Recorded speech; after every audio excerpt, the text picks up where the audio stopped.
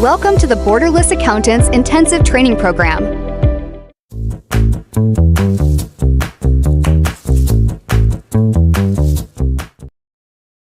What if the career you've been looking for starts with the right skills? Learn the foundation of modern accounting through U.S. bookkeeping. Build confidence in communication and stand out in the global workplace. Gain practical U.S. taxation skills used in the global industry. Welcome to the Borderless Accountants Intensive Training Program.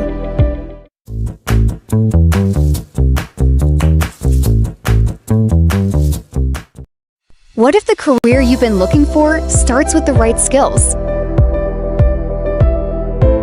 Learn the foundation of modern accounting through U.S. bookkeeping. Build confidence in communication and stand out in the global workplace. Gain practical U.S. taxation skills used in the global industry. Welcome to the Borderless Accountants Intensive Training Program.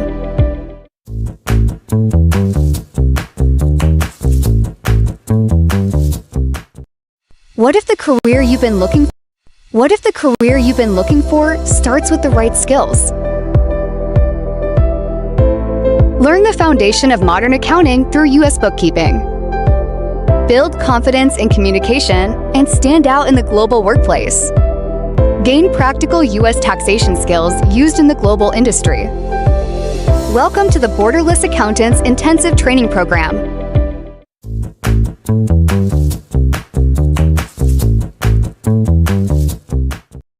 What if the career you've been looking for starts with the right skills? Learn the foundation of modern accounting through U.S. bookkeeping. Build confidence in communication and stand out in the global workplace. Gain practical U.S. taxation skills used in the global industry. Welcome to the Borderless Accountants Intensive Training Program.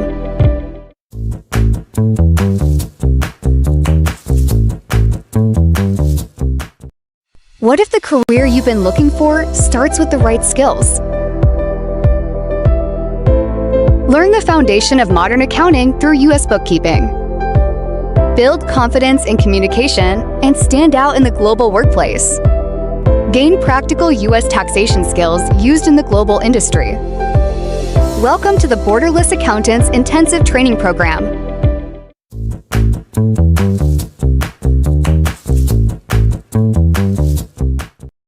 What if the career you've been looking for starts with the right skills? Learn the foundation of modern accounting through U.S. bookkeeping. Build confidence in communication and stand out in the global workplace. Gain practical U.S. taxation skills used in the global industry. Welcome to the Borderless Accountants Intensive Training Program.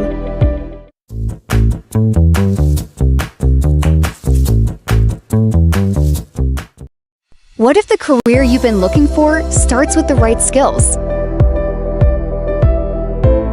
Learn the foundation of modern accounting through U.S. bookkeeping.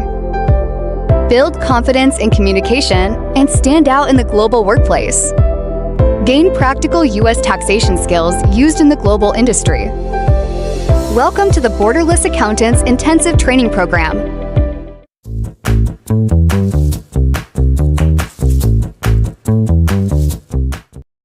What if the career you've been looking for starts with the right skills? Learn the foundation of modern accounting through U.S. bookkeeping.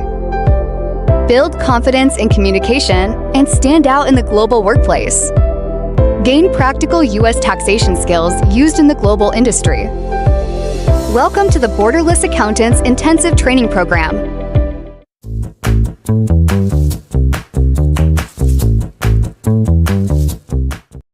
What if the career you've been looking for starts with the right skills? Learn the foundation of modern accounting through U.S. bookkeeping. Build confidence in communication and stand out in the global workplace. Gain practical U.S. taxation skills used in the global industry. Welcome to the Borderless Accountants Intensive Training Program.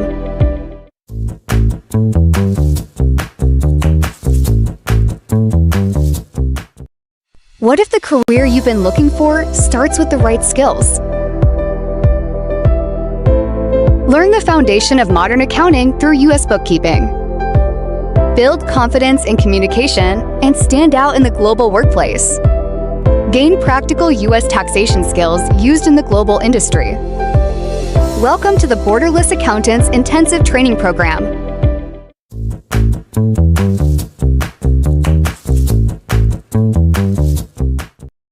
What if the career you've been looking for starts with the right skills? Learn the foundation of modern accounting through U.S. bookkeeping. Build confidence in communication and stand out in the global workplace. Gain practical U.S. taxation skills used in the global industry. Welcome to the Borderless Accountants Intensive Training Program.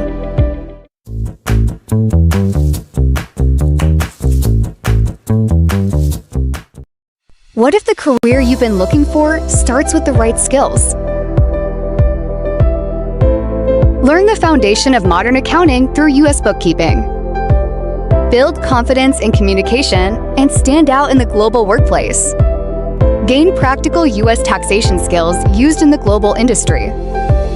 Welcome to the Borderless Accountants Intensive Training Program.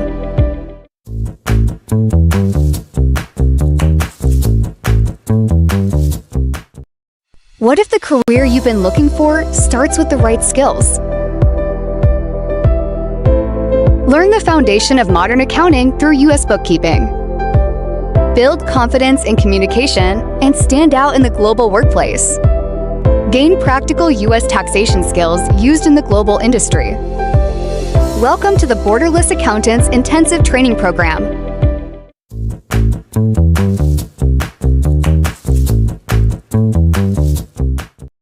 What if the career you've been looking for starts with the right skills?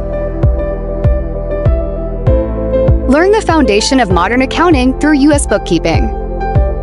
Build confidence in communication and stand out in the global workplace. Gain practical U.S. taxation skills used in the global industry. Welcome to the Borderless Accountants Intensive Training Program.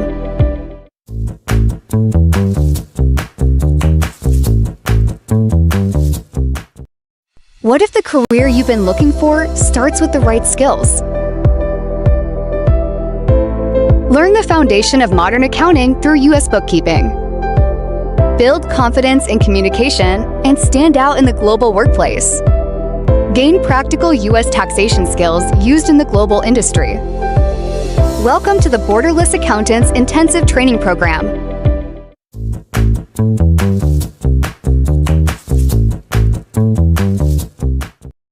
What if the career you've been looking for starts with the right skills?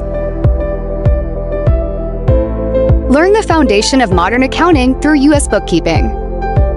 Build confidence in communication and stand out in the global workplace. Gain practical U.S. taxation skills used in the global industry. Welcome to the Borderless Accountants Intensive Training Program.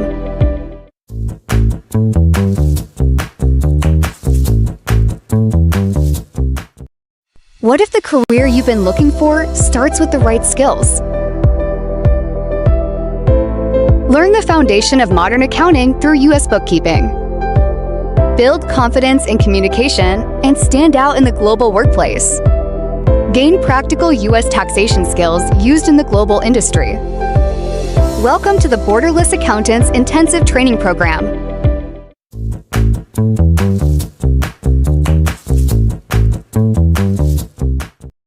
What if the career you've been looking for starts with the right skills? Learn the foundation of modern accounting through U.S. bookkeeping.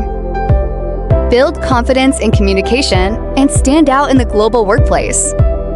Gain practical U.S. taxation skills used in the global industry. Welcome to the Borderless Accountants Intensive Training Program.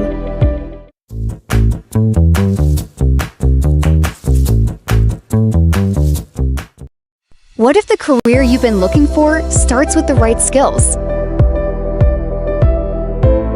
Learn the foundation of modern accounting through U.S. bookkeeping.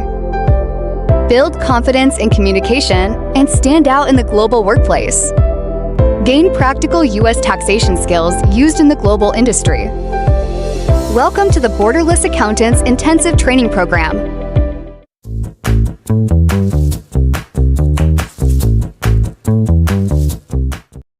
What if the career you've been looking for starts with the right skills?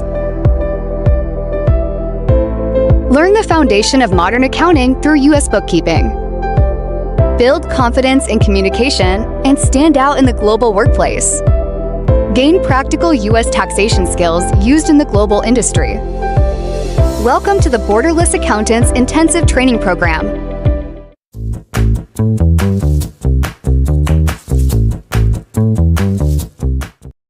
What if the career you've been looking for starts with the right skills? Learn the foundation of modern accounting through U.S. bookkeeping. Build confidence in communication and stand out in the global workplace.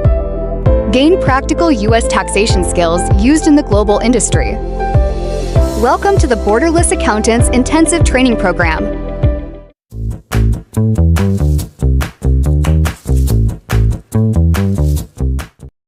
What if the career you've been looking for starts with the right skills? Learn the foundation of modern accounting through U.S. bookkeeping. Build confidence in communication and stand out in the global workplace. Gain practical U.S. taxation skills used in the global industry. Welcome to the Borderless Accountants Intensive Training Program.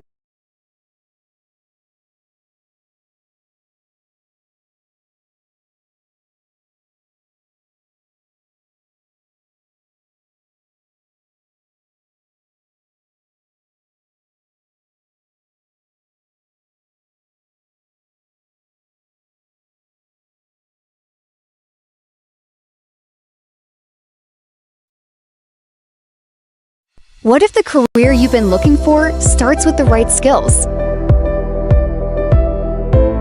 Learn the foundation of modern accounting through U.S. bookkeeping.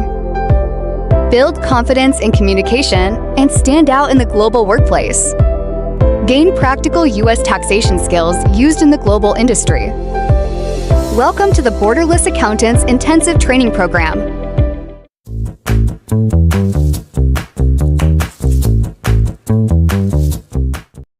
What if the career you've been looking for starts with the right skills? Learn the foundation of modern accounting through U.S. bookkeeping. Build confidence in communication and stand out in the global workplace. Gain practical U.S. taxation skills used in the global industry. Welcome to the Borderless Accountants Intensive Training Program.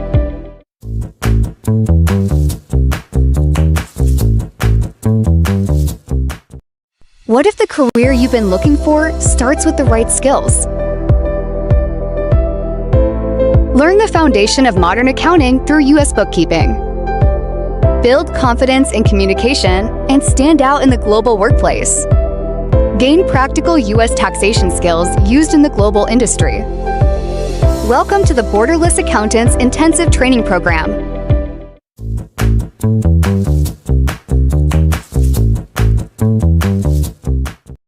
What if the career you've been looking for starts with the right skills? Learn the foundation of modern accounting through U.S. bookkeeping.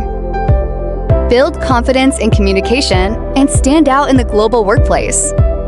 Gain practical U.S. taxation skills used in the global industry. Welcome to the Borderless Accountants Intensive Training Program.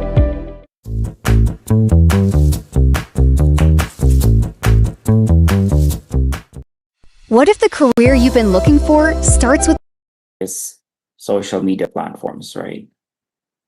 Let me check it. Hello. All right.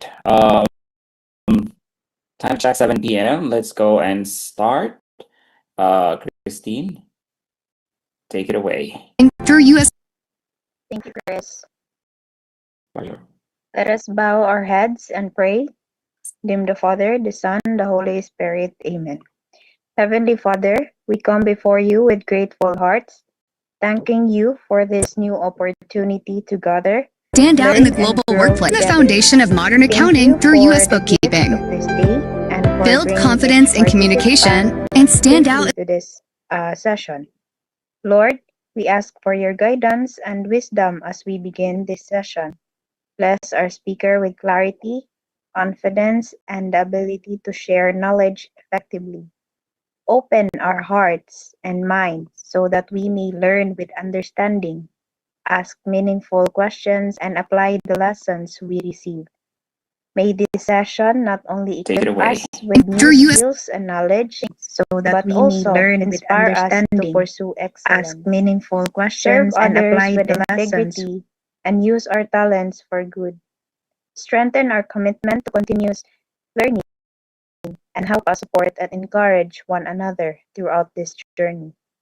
We entrust this session into your loving hands. May everything we do bring honor and glory to you. We ask all these things in Jesus' name. Amen. In the name of the Father, the Son, the Holy Spirit. Amen. All right. Thank you, Christine. All right. Once again, good evening, everybody. How are you guys doing? Put your answers in the chat. Let's just read through your answers very quickly. Is it still raining where you guys are? Manila is still raining today. It's a lazy mood.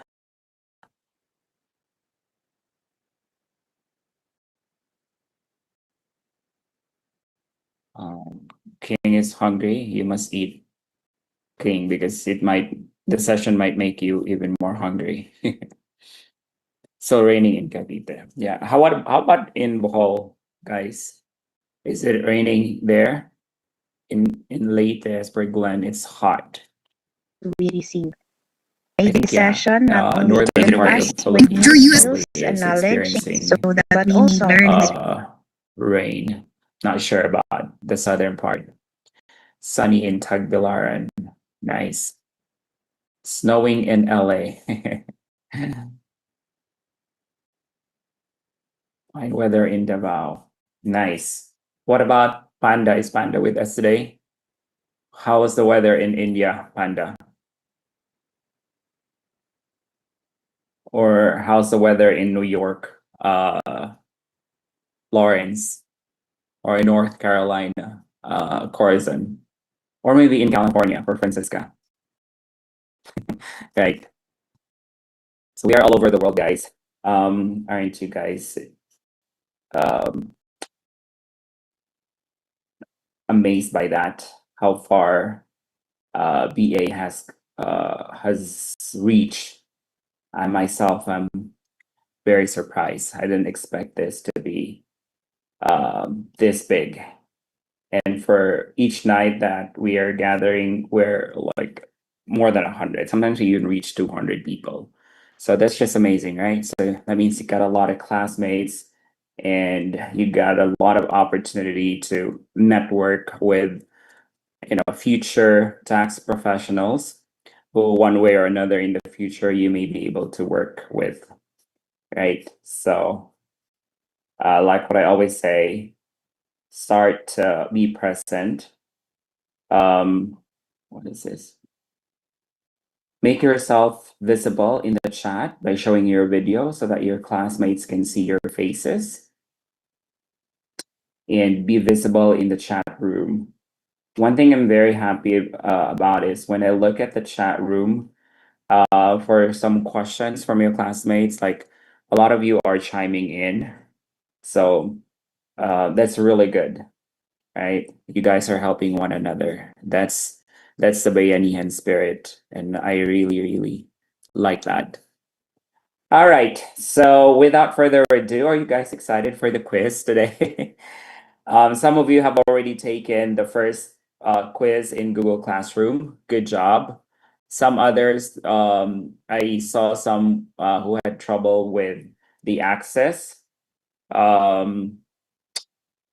If that's resolved already, good. If not, reach out to the support team, okay? Especially those who have not joined the Google Classroom yet. The only way you can access the quiz is through Google Classroom, okay? So you have to be there. All right, so if you're not in Google Classroom yet, look into your portal. The link to the classroom is there. Okay, we also have not made available we have not made the Google Classroom available elsewhere other than in the portal, so that you guys will be prompted to really use your portal. Okay, and also to protect the security of the Google Classroom, because we're only allowing enrollees or official enrollees to access the materials. Okay. All right. So it must be good now because we have the same number of trains in Google Classroom and Wayground. Good. So I think everybody should have access to Google Classroom already. With that said, let us start today's session with the quiz, just to warm yours. Just a warm up, so your brain can start functioning. Sometimes at the start of the day we have brain fog, right? I have that too. So look at the chat button or the chat section. I place it there, the link to the quiz. And I'm not sure why this is not showing. Okay, I no longer see a QR code. So if you're using Zoom, if you're using a mobile phone,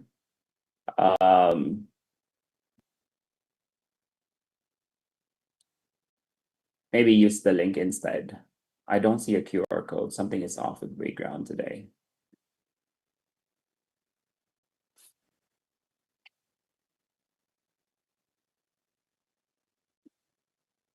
All right, so again, just for clarity, the quiz in the live session is not recorded. Okay, it's just for bragging rights. And again, a warm up, and you could also consider it as a preparation for the actual exam or the actual quiz that's in Google Classroom. So only the quiz in Google Classroom is recorded. And the questions in the live is not the same, no question is the same in the Google Classroom quiz, but similar, but not the same. Okay.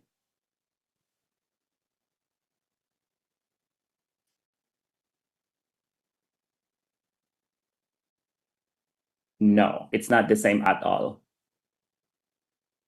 Some are similar, some are completely different. Okay. But taking the live quiz is a really good practice.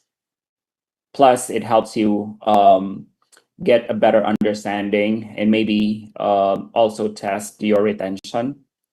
And this also helps people to get motivated to really stay throughout the 2-hour session or the 2-hour daily session. All right, so there's already 102 of you who is in the waiting room right now.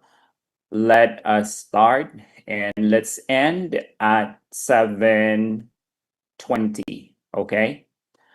All right, good luck, you guys.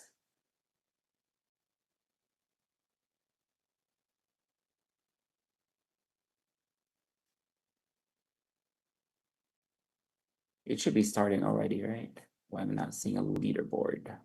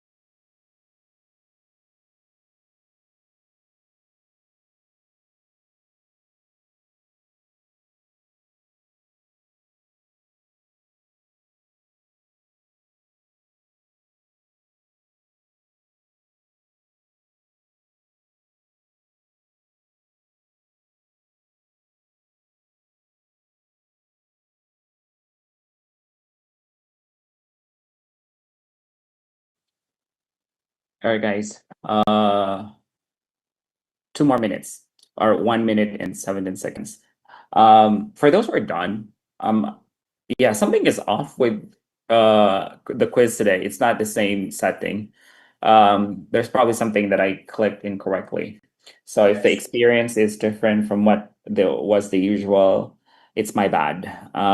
Something to do with the setting that I may have not uh clicked or something. Sorry about that. We'll make sure that we will look into that for tomorrow. Because I'm not seeing the leaderboard, so which is weird. And also when I started it, I didn't give me the QR code for mobile access. Right, but that's okay, guys. And again, this is just for practice.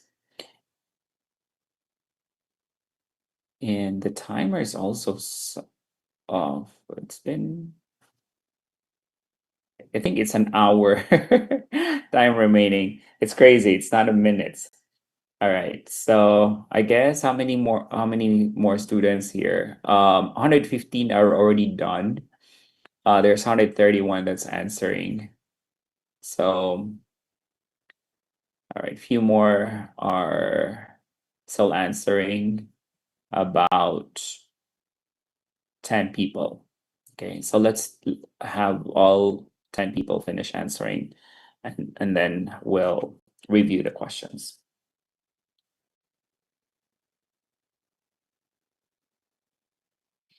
Maureen says yours is just a guessing game. Right, but most of all, I reviewed the questions. Most of it actually were covered yesterday. So it's okay, guys, if you were not able to recall. We'll take time to review each of the questions, okay? So 6 more.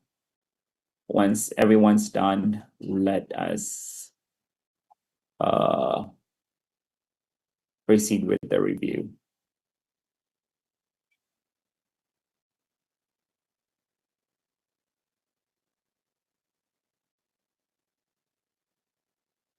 All right, sorry guys if you didn't know which item you probably got the incorrect answer.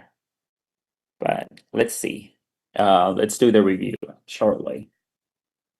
Right, 5 more people are still answering.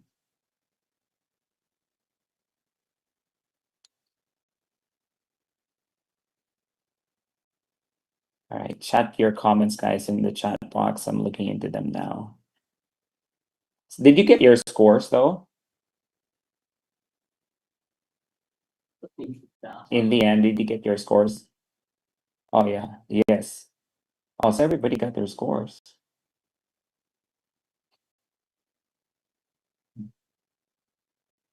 Yes, at the end. Okay. Shawnee had 12 over 15. Wow. Who got the perfect score? Who got 15 over 15? Now is your bragging time. So 3 more. 12 over 15, 9 over 15. Not so bad. 13 over 15. 12 over 15. Nice. 14 over 15. Wow. Laika is nailing it. Christy is also nailing it at 14 over 15. Waiting for someone to say 15 over 15. Anybody get 15 over 15? Let's see. Kareem got 14 over 15. It's okay, Monzi. It's also okay, Rika. You got chance the next time, okay? Oh, in my dreams. Josh, nobody get the perfect score? It's okay. I think the 3 others are stuck, so it's okay.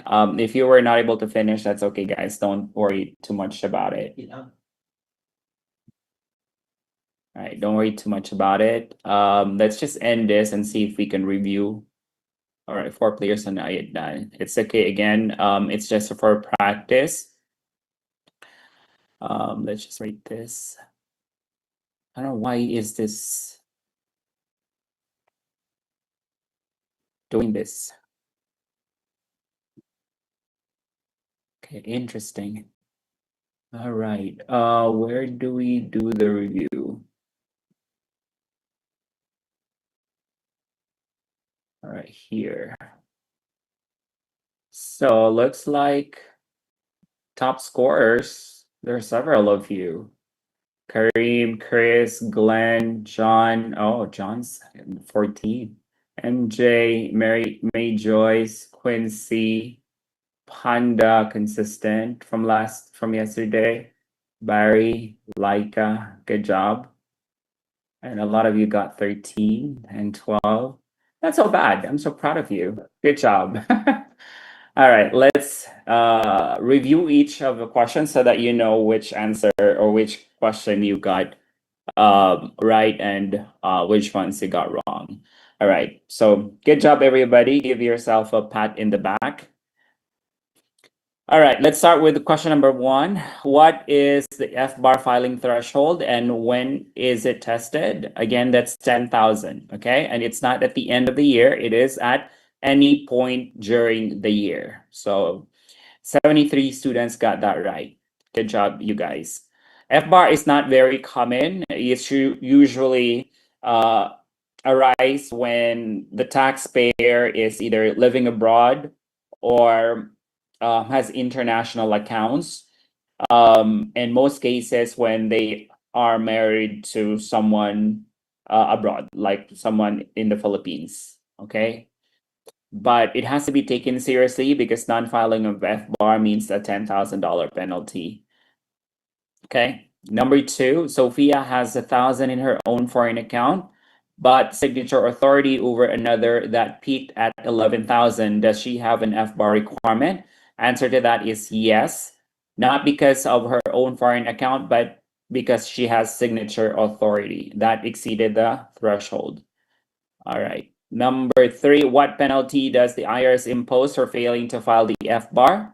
Again, it is 10,000. Okay.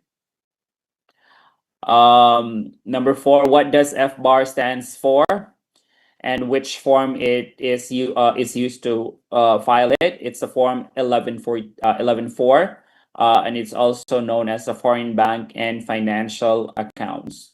Okay, so you file that. It's a separate filing. Okay, there's a separate form that you fill out. Not all software offer FBAR. I'm not sure about ProConnect, but I know that ProSeries does and Lessard has as well. Yeah, and if it's not available in the tax software, there is a downloadable form in the FinCENS website that can be filled out and can be filed, or it could be paper filed or it could be e-filed. All right, number 5, where on the form 1040 does the return itself ask for foreign accounts? We showed this yesterday, right? We went to Schedule B in the same area as the interest and dividends. So interest is part 1 of Schedule B, part 2 is dividends, and part 3 would be the foreign accounts. So that is the portion which we answered yes, yes, and then Philippines. I hope you recall that. Majority of you did. Good job. Number 6 is a really good question, 90% accuracy. So, oh guys, this is really good. You guys already know this. So, a client opened an LLC, and is the only owner, has filed nothing else with the IRS, so the business is taxed as a disregarded entity, and that it will be reported on the Schedule C, which is part of the 1040. Okay.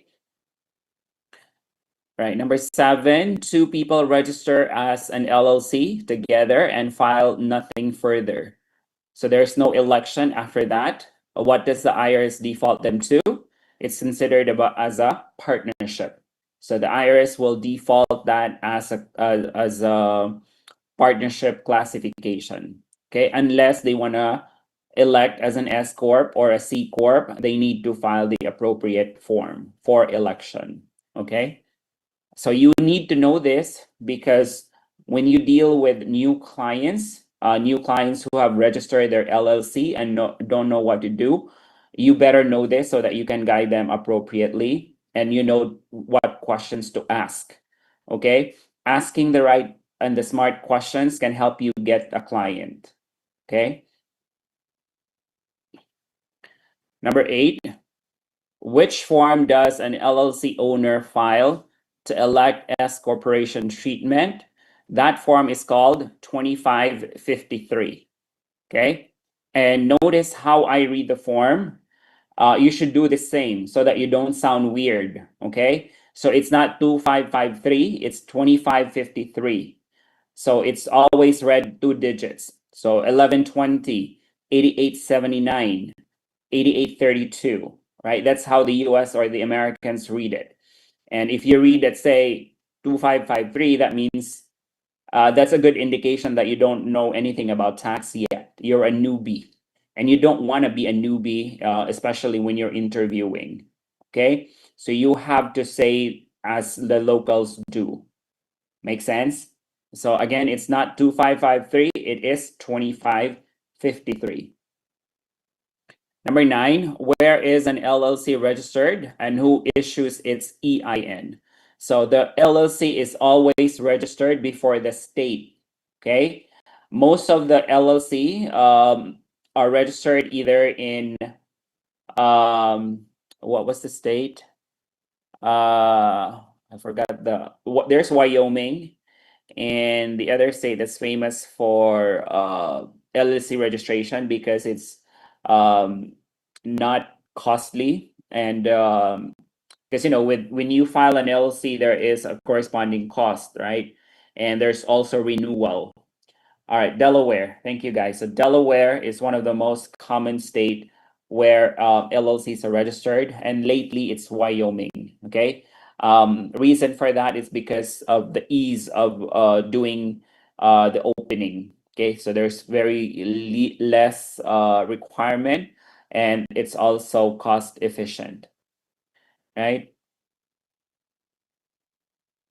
And then again, the EIN is something that is applied after the LLC is registered, because the IRS will require the LLC registration and documents.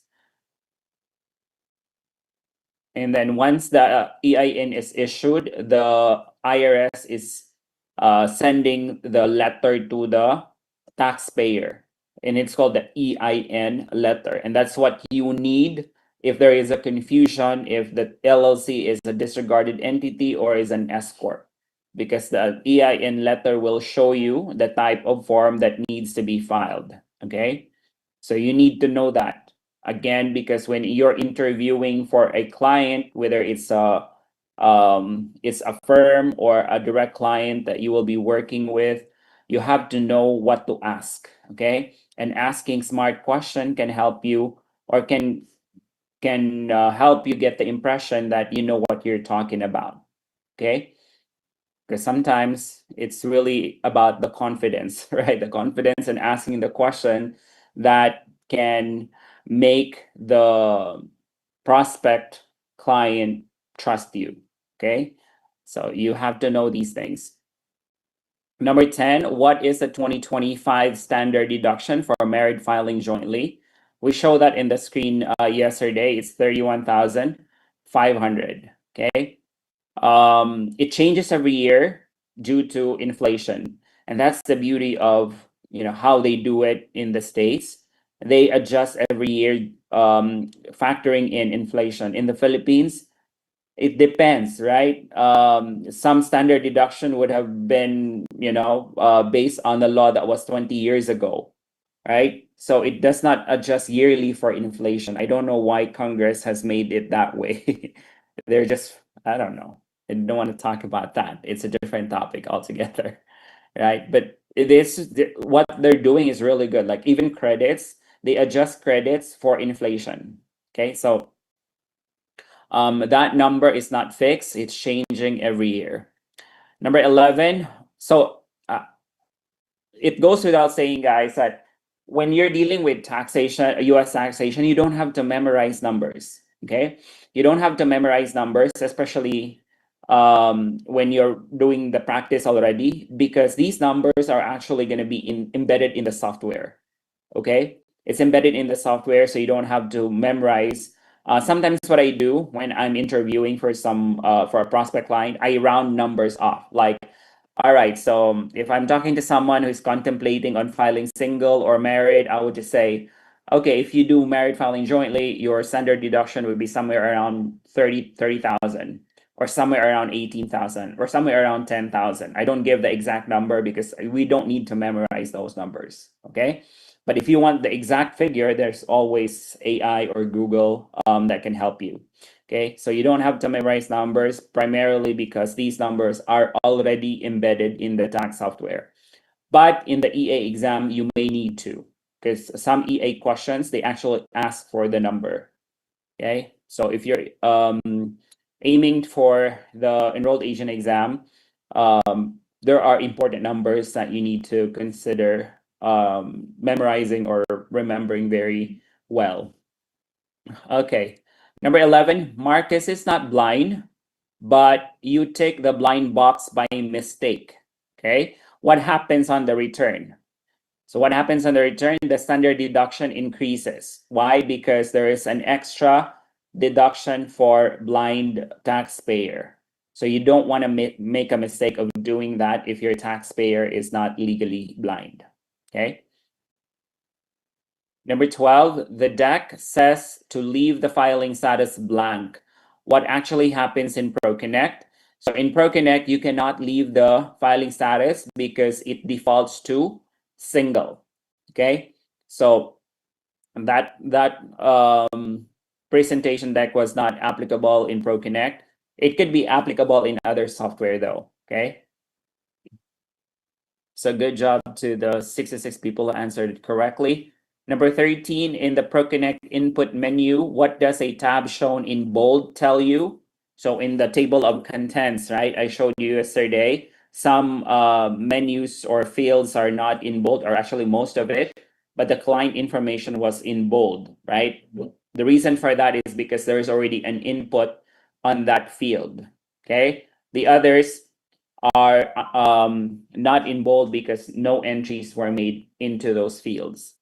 Okay, so the answer there is something has already been entered in that section. Good job to the 71 people who managed to get that correct. Last two questions. Rose's months lived field was entered as 0. Why was that? So if you recall, because in the tax organizer, it was stated there that she lives in her own apartment.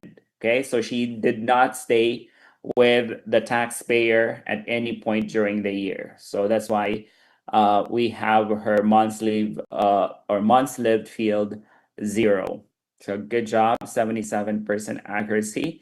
And then down to the last question. Once the 2300 carryover is entered, where does it show on the tax form? Right? So the tax form, we remember anything that relates to capital gain or loss, that will be on Schedule D. Okay? Remember that Schedule D would always be for capital gains and losses. So there's only one question here that says Schedule D. So that's the correct answer. I'm not sure even if what's the line item, what's the line number, but what I care about is the Schedule D. Okay, it's not in Schedule C because Schedule C is self-employment, correct? Schedule 1 is an attachment, and Schedule B is for interest, dividends, and foreign accounts, right? So as we go along, you will be familiar with these schedules because this will be part of your review. Okay, so when you're reviewing a tax return, you don't just look at or let me just share this with you before we proceed. You know, when I was starting as a tax preparer, I was guilty of just doing the data entry. So I don't know exactly if I'm doing things right because to begin with, I didn't have the right training, right? Remember again, when I came into the tax firm, the very first tax firm that I used to work with, I had no experience, no background at all. Okay, so I came in and what I did was just watch Loom videos, right? So I was just following the video when I was entering the tax document.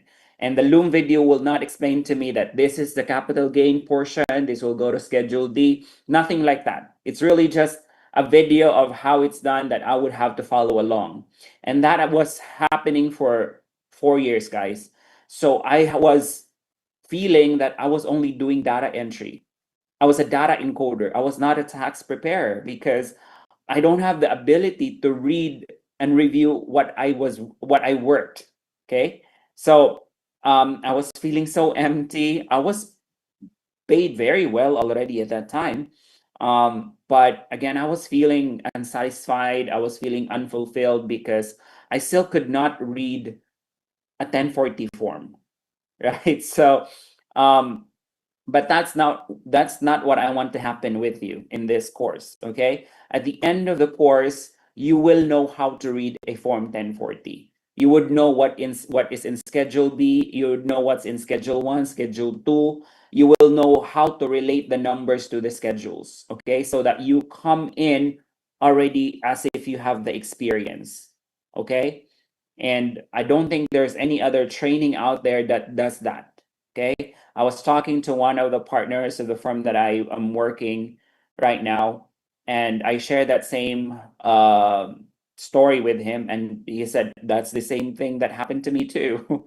He's a California CPA, but the way he learned tax was also as he was working, so there was no structure, and he mentioned he had to pay liberty tax for a tax course, and that was very expensive. Okay, so I'm just sharing that with you guys so that you will take it seriously, because you'd be lucky that we have a training like this. I wish I had the same training when I was starting. I'm telling you, I wish there was a training like this that demonstrated tax return, both the how and the why. Okay, that would have made my tax career progress a lot faster. Okay, so take it seriously, guys, because again, this is something that you don't want to miss. I know that you're invested in here, and I also am a person who really provides value. Okay, I don't just want to ask people payment and not provide value. Okay, so let's take things seriously. It's definitely gonna get us somewhere. Okay, so having said that, good job. 64% accuracy. I think yesterday we had 73. Okay, so it's a little tough today, but that's okay. Pat yourself in the back if you had maybe 10, a score of 10 and above. That's not too bad. If it was 10 and below, still okay, right? It's just a practice, and make sure that before you answer the quiz or the related quiz in Google Classroom, maybe review the recording in the portal. That would help. Okay, and maybe if things don't make sense to you the first time, just rewatch the recording. Okay, sometimes on the first view it may not make sense like 100%, so maybe you're at 50%. The next time you watch the recording, it may add 10-20% to what you already know. Okay, all right, are we guys all good? You're not too frustrated with your score, are you? All right. So yeah, Robert says, I need to rewatch the lessons and keep practicing because I feel a bit overwhelmed. This is my first time learning about US tax preparation, so I know it will take time and consistency to become more familiar with it. Yeah, so you're not alone, definitely. I am with you there, Cyrene and Robert. And someone also told me yesterday, because he also had no background in not even in accounting, and he said I was going too fast. So I'm sorry about that. I will do my very best today to take it slow. Okay, I have the tendency to really go fast, you guys. I don't know, that's just how I'm made of. Pan is saying, I have a question from yesterday. If my client's foreign account has money in a different currency that fluctuates significantly, which exchange rate should I use? Good job, or good question, Panda. So when you're filing an FBAR, what what you would use as an exchange rate is the official exchange rate from the US Treasury. Okay, so there is a website that you can download the average exchange rate for the year provided by the US Treasury Department.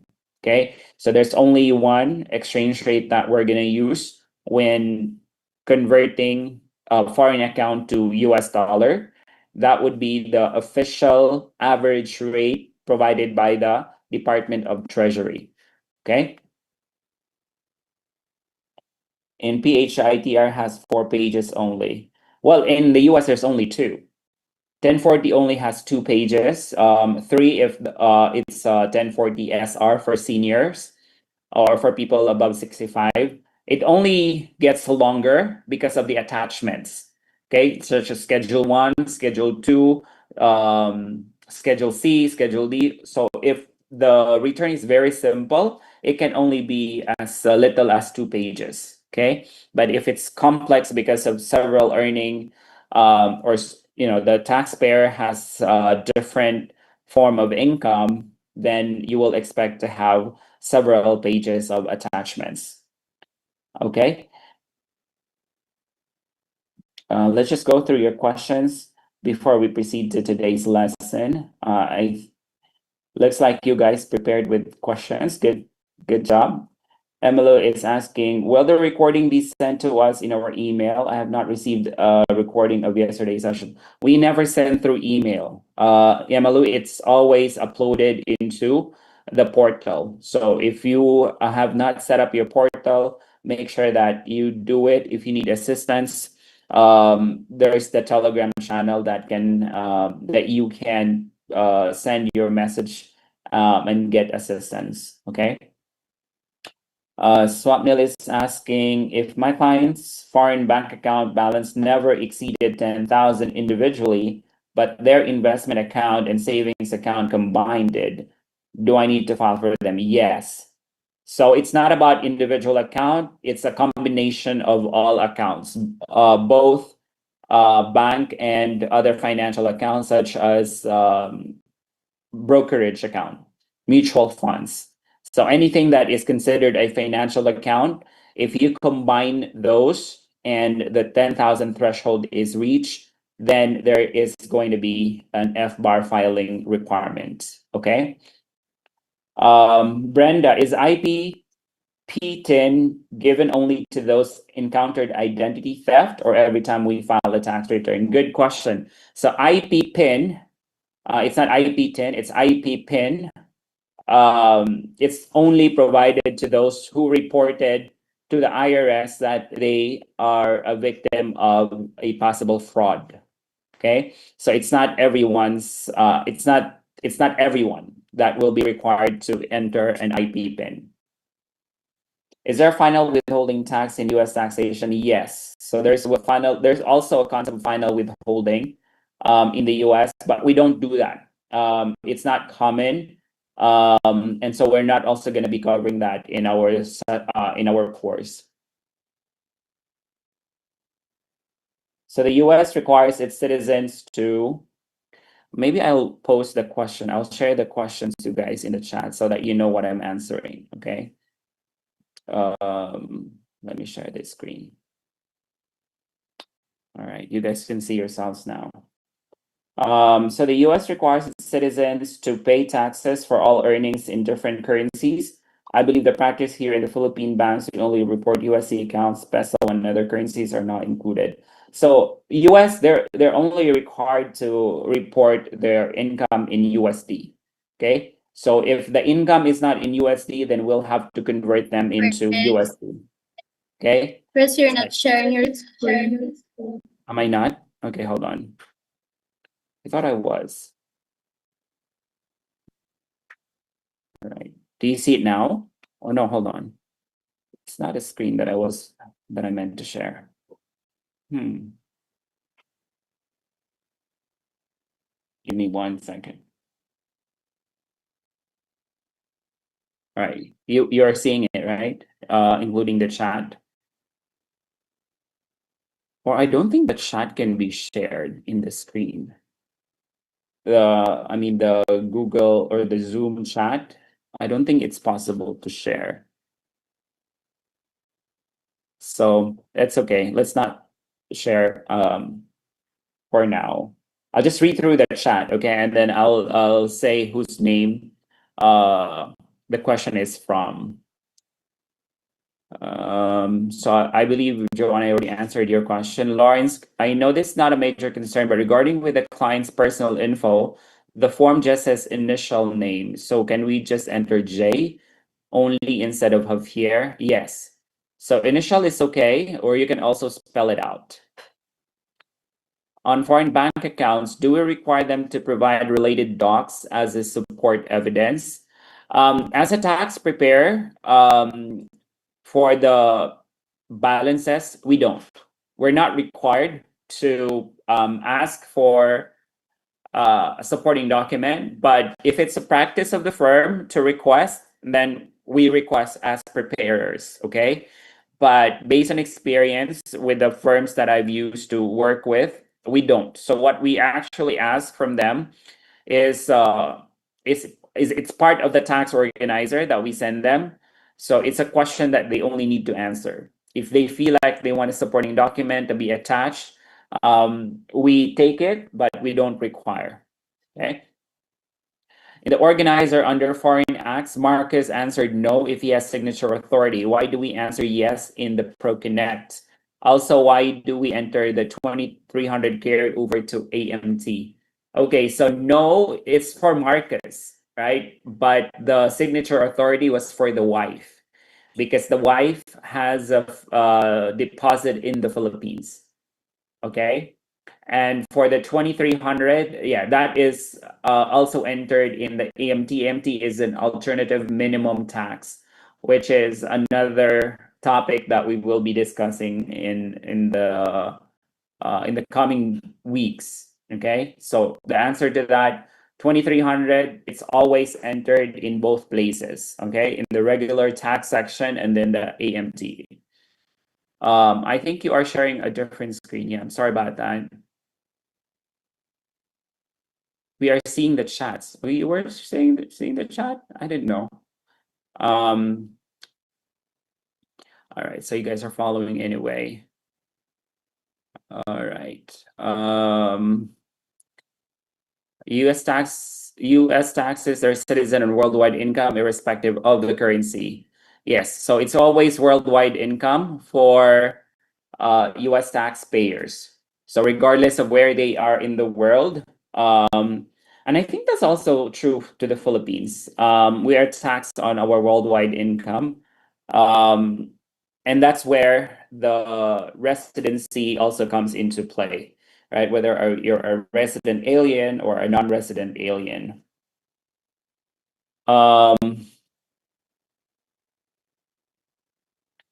Right. Thank you, Jeff, for chiming in. Follow-up question for IP PIN. If the client was a victim of identity theft for the current tax season, does that mean there will be a penalty for the client, and how long can it be resolved? All right, identity theft is not related to penalty, okay? Most of the time, identity theft is related to someone filing a tax return on behalf of the actual taxpayer to claim a refund. Okay, so if there is a possible refund due to the taxpayer, if there was a tax return filed due to fraud, then the taxpayer may lose that refund. Okay, so there is no penalty involved because in the first place, the IRS owe the taxpayer a refund. Okay. So the victim taxpayer is not penalized. Rather, he or she just lose that refund. Okay, can he claim that refund even if he claims to be a victim of fraud? No, he has to pursue other legal options because as far as the IRS is concerned, that refund was already given to the taxpayer. So that taxpayer who imitated who stole the victim taxpayer's identity. Okay, so that is why the IRS moving forward give the taxpayer an IP PIN so that no other person can file a tax return on his or her behalf without the PIN. Okay, is that clear now, Sina? So there's no penalty involved. Okay, is there a way for a tax preparer to know if the taxpayer has undeclared income? No. If the taxpayer, hold on, I will rephrase my answer. So, is there a way for a tax preparer to know if the taxpayer has undeclared income? Yes. So, the question is if there is a way. So, this is where your EA license can come into a very good use. Okay, because if you're an EA, you will be getting access to the IRS by way of transcript. Okay, so you can request from the IRS transcript, but you can only do that if your client also signs a 2848 or a power of attorney. Okay, so in cases wherein the client would say, I'm not sure about other forms that I may have, especially in the case of contractors, independent contractors. If the people or the firm that they work for did not provide them a 1099 NEC, or if they did and the taxpayer misplaced it or lost it, then the best way for us is to get a transcript for that taxpayer. Okay, so the taxpayer can do it, can request it himself from the IRS. But if you want to close that client and provide extra service or provide value, then you may just want to tell the client that we can do it for you. Just sign a 2848 and we can request a transcript. Okay, so the transcript is what the IRS has on record. Okay, so I hope that answers your question, Beverly. If the taxpayer withholds information of undeclared taxes intentionally, then that's on him. Okay, because if he gets audited by the IRS, then that is his responsibility. Okay, that is why they need to sign the tax return. Really enjoying the class, but unfortunately have to clock in now. I'll catch you later, guys. That's okay, Francisca. You can watch the recording in the portal. We only rely on what the client provides as documents, and if they will declare earnings in other countries, is there a way the IRS can check if there are undeclared earnings? There may be, right? Because the IRS can have access to bank accounts. Okay, there is no bank secrecy law in the US, especially with respect to the IRS. The IRS is very powerful.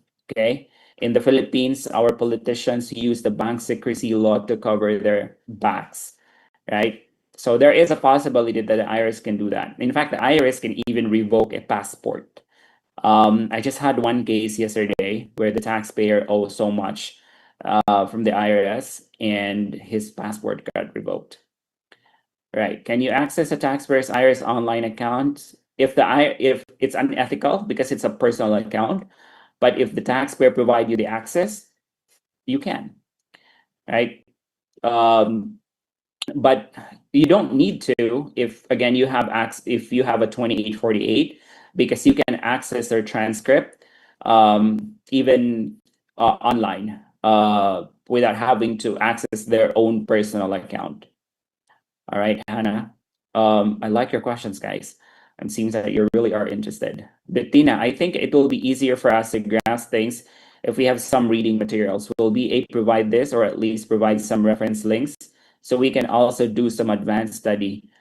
Good point, Bettina. I really like that. I didn't realize that actually. Yes, I can provide you a link to download the material that I'm using to create the slides. Okay, it will be helpful for you to do advanced study, and then it would be a good supplement so that when you come in, you're prepared and you can ask questions. Nice. You may want to watch last. So we also have a lot of tax prep videos that are very helpful.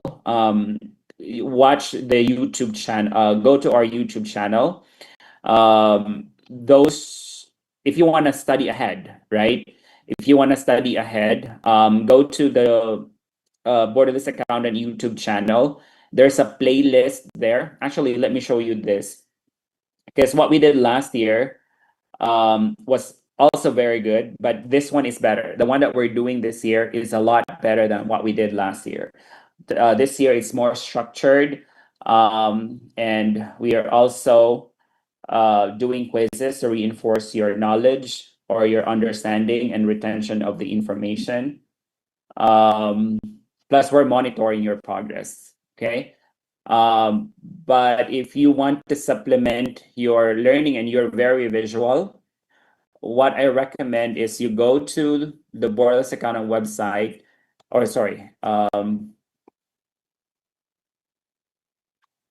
go here, and then you might as well subscribe. Okay, it doesn't hurt to subscribe, so that you would also be notified if there are new uploads.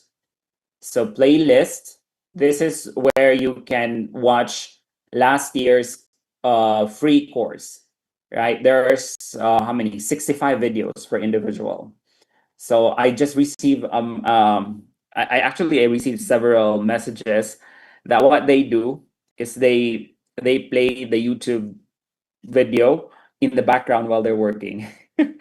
So that was kind of nice. Like they're learning because some of them are already tax preparers, right? And they just want to supplement what they learn from their own practice with some other materials.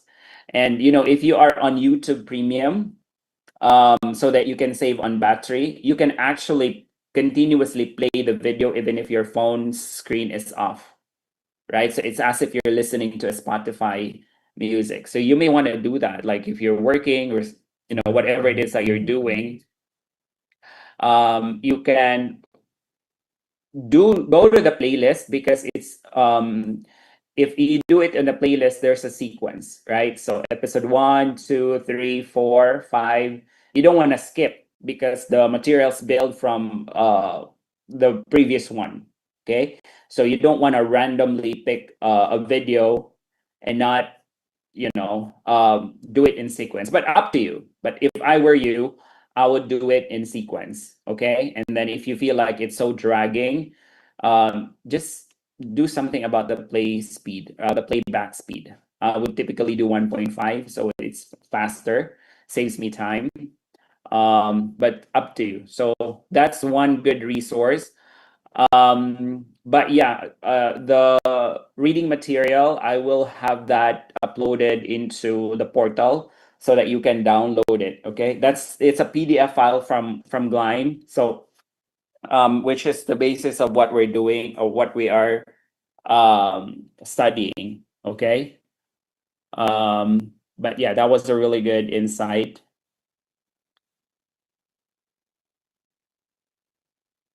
All right. With regards to capital gains and losses for new clients, we need to manually enter it to ProConnect, right? Let me see. With regards to capital gains or losses for new clients, yes, in cases that the loss reached the threshold, does ProConnect automatically roll it forward, or do we need to set it like tick some boxes where to apply next year's tax return? No, it's automatically rolled forward if the client is a previous client. Okay, so once you roll forward, any tax software will carry the carry over losses. Okay, there's no need to take anything. All right. I downloaded the videos and listened to them when driving. Wow.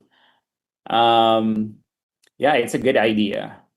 If you're in premium, if you have premium subscription, I think you can download the videos. I need to rewatch the lessons and keep practicing. Yeah.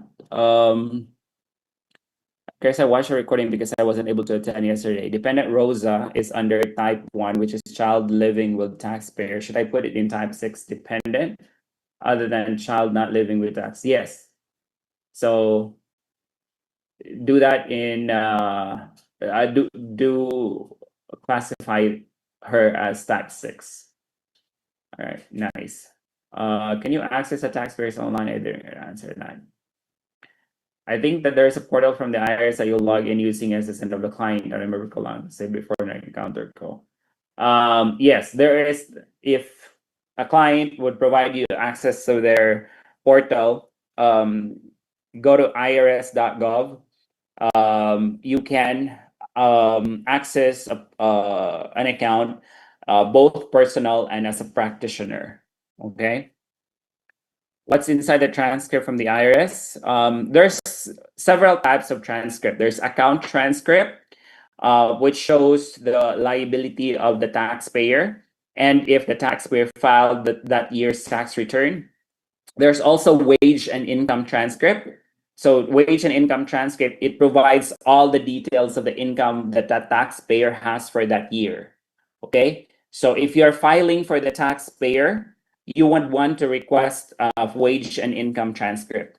Because if you request for an account transcript, it's very limited information. It's only going to give you an information primarily whether the taxpayer filed the return or not for that year. Okay.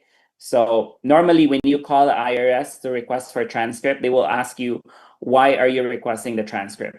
And if you say, I'm requesting because I would need to file the tax return for this taxpayer, then the taxpayer the IRS will ask you if you want it redacted or unredacted. And your answer must be unredacted. Okay? Unredacted meaning the social, the SSN are not masked. Okay? Because if the IRS happen to provide you with a redacted wage and income transcript, you can't do anything about it. You won't be able to complete the tax return because the tax software will always ask you the information such as the EIN of the employer or whoever provides the income document to the taxpayer. Okay. So again, when you request for a wage and income transcript, and for the if the purpose of which is for filing purposes, you have to request for unredacted wage and income transcript. Okay. Copy so far? And there's also wage and income summary. You don't want the wage and income summary. Okay. You cannot, it's the same as the account transcript. It has very limited information. All right. Good question though. We'll have a session on transcript, but that would be later. Okay. So much later. We're still in the basic. If the taxpayer provided Form 2848, aside from the transcript, can you view other tax slips like 1099s or tax payment history? Yes. So the 1099s will be the wage and income transcript. The payment history will be in the account transcript. All right, Flooded Street. Where are you, Charina? Again, I think you're in Metro Manila, right? Would appreciate additional materials to read. Yeah, we will provide that for you. All right, time check 803. All right, I'm a bit overwhelmed with some of the questions here. Are they still part of the recent session that we have so far? Good point, Josh. I guess we have covered so much, and it's a little advanced. It's a little out of what we've covered yesterday. So, because some of you guys are, I know you are already tax preparers, but let's be conscious that some are complete beginners. Okay, so if your questions are left unanswered, don't worry because we can cover those in the coming days. Okay. And most of those questions will be answered in the process anyway. Okay. But if you would want to be persistent and you want your questions answered, there's a way that you can DM me or put that in the group chat so that we can hop in and answer. Okay. But for now, let us continue with the session today. Okay. I prepared some slide and we're going to talk about filing statuses today. Okay. All right. We went over time with the Q&A, but thank you for the excitement, guys. Let me just stop sharing my screen for now.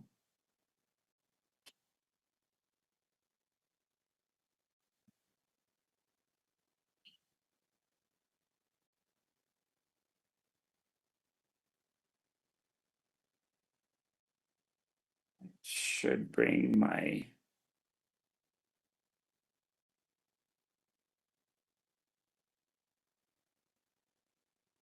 Okay, 1 second, guys.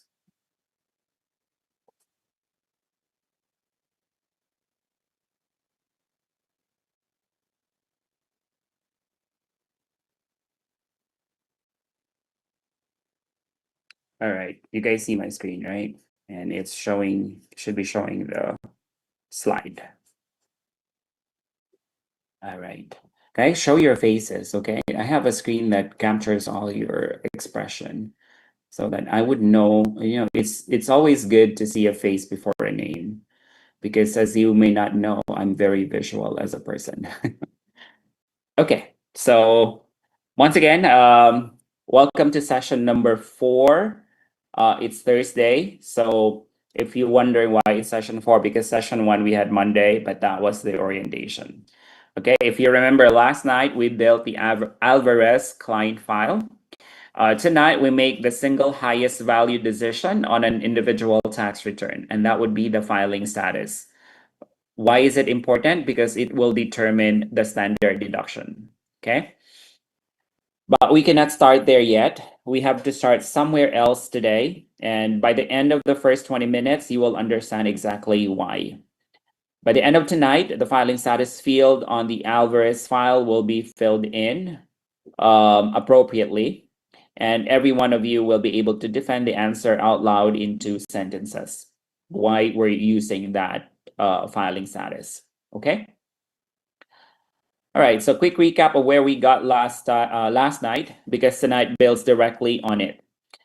You remember you have created the client and entered Marcus with his social security number, date of birth, as well as his occupation. You also entered or added Sophia, the wife, with her ITIN and her 2nd of March entry date, or we took note of the date of entry, which we will be using later today. We also entered Elena, Mateo, and Rosa as dependents. So we enter their names, their date of birth, and their social security number. You have to be aware of this because sometimes the taxpayer don't provide the social of the dependents. They just provide the name, okay? So in the first instance, when you're looking at the documents that were sent by the taxpayer and you don't see their the social associated with their dependents as well as the date of birth, you have to ask it right away, okay? Because you will need that. Sometimes the social can be found on the prior year return, also the date of birth. So if they have provided the social, the prior year return, instead of asking the client for the date of birth and the social, look at it first in the prior year return. Okay, so if it's not in the tax organizer, go check the prior year return. That would make you look experienced. Okay, because if you're not experienced, you're just looking at the organizer and you say, "Oh, I don't have the social and the date of birth of the dependents," and then you will go and request those. Now the firm owner sees it, they would get an impression that, oh, this person I'm working with right now as a preparer is not experienced. Why? Because he's not aware that he can actually see the date of birth and the social in the prior year return.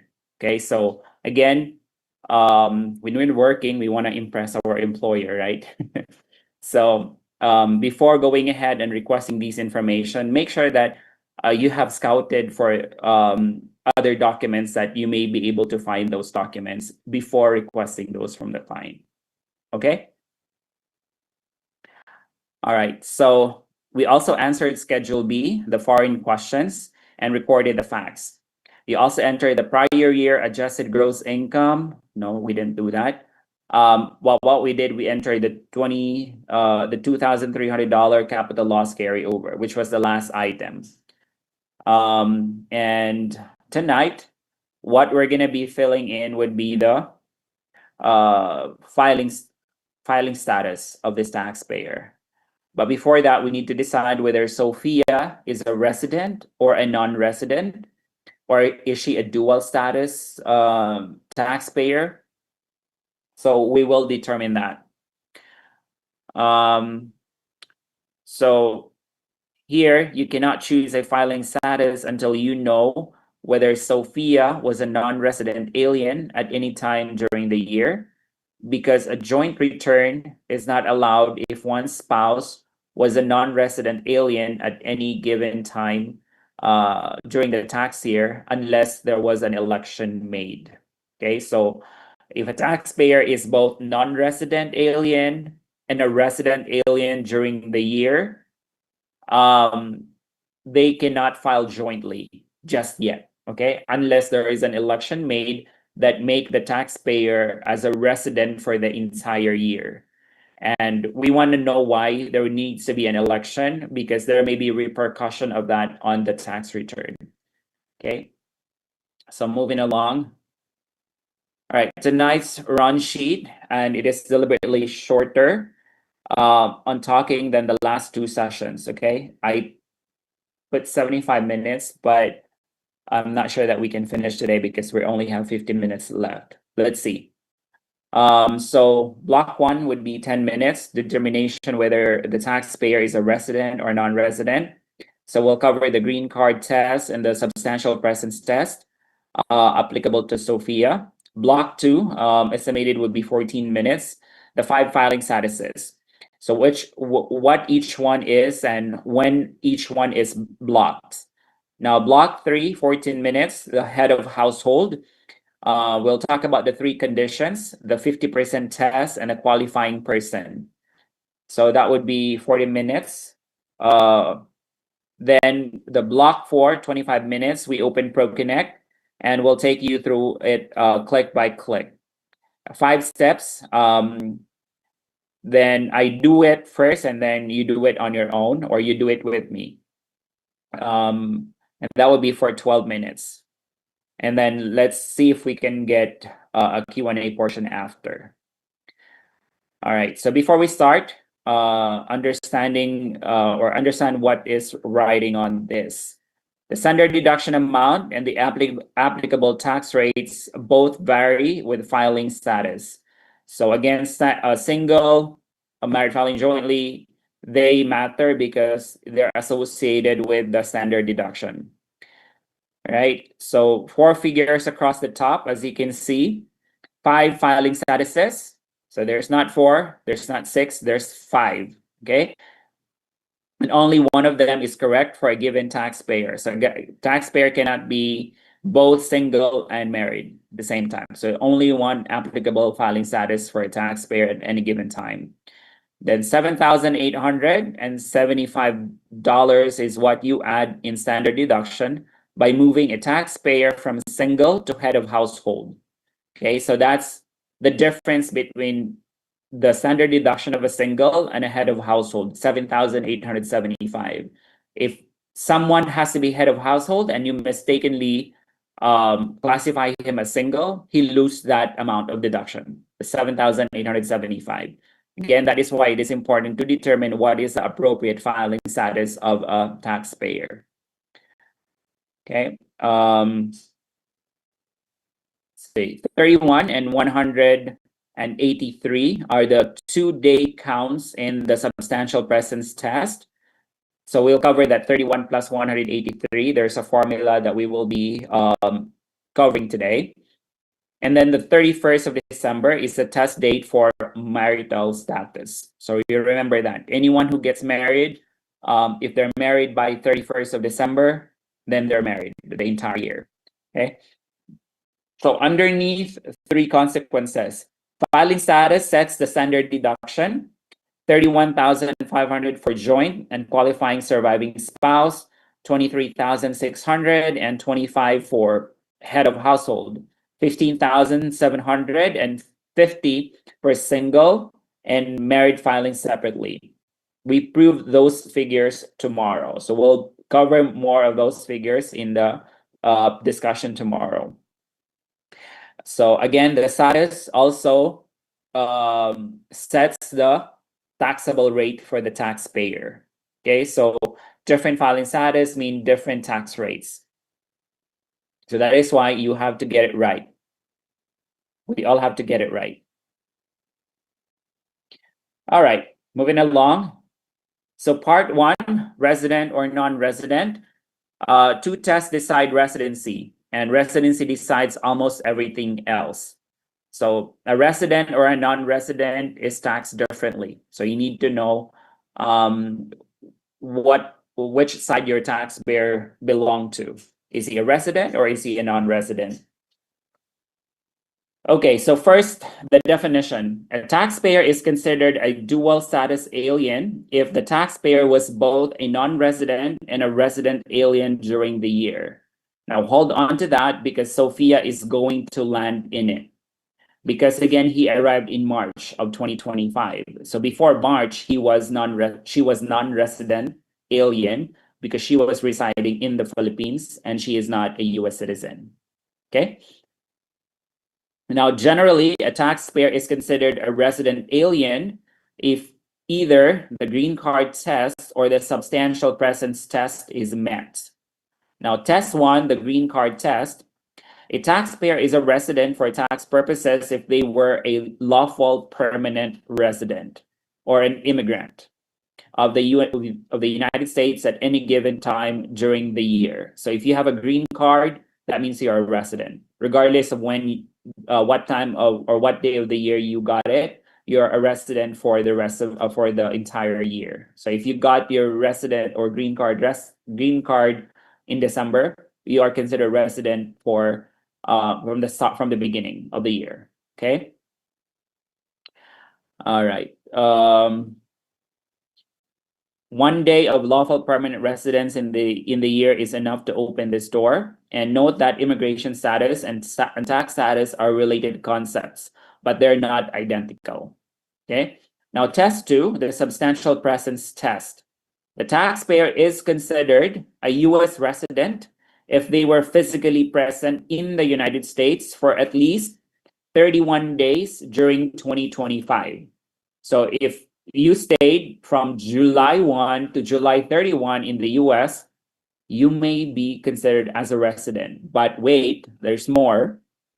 Okay. And 183 days during 2025, 2024, and 2023. Okay.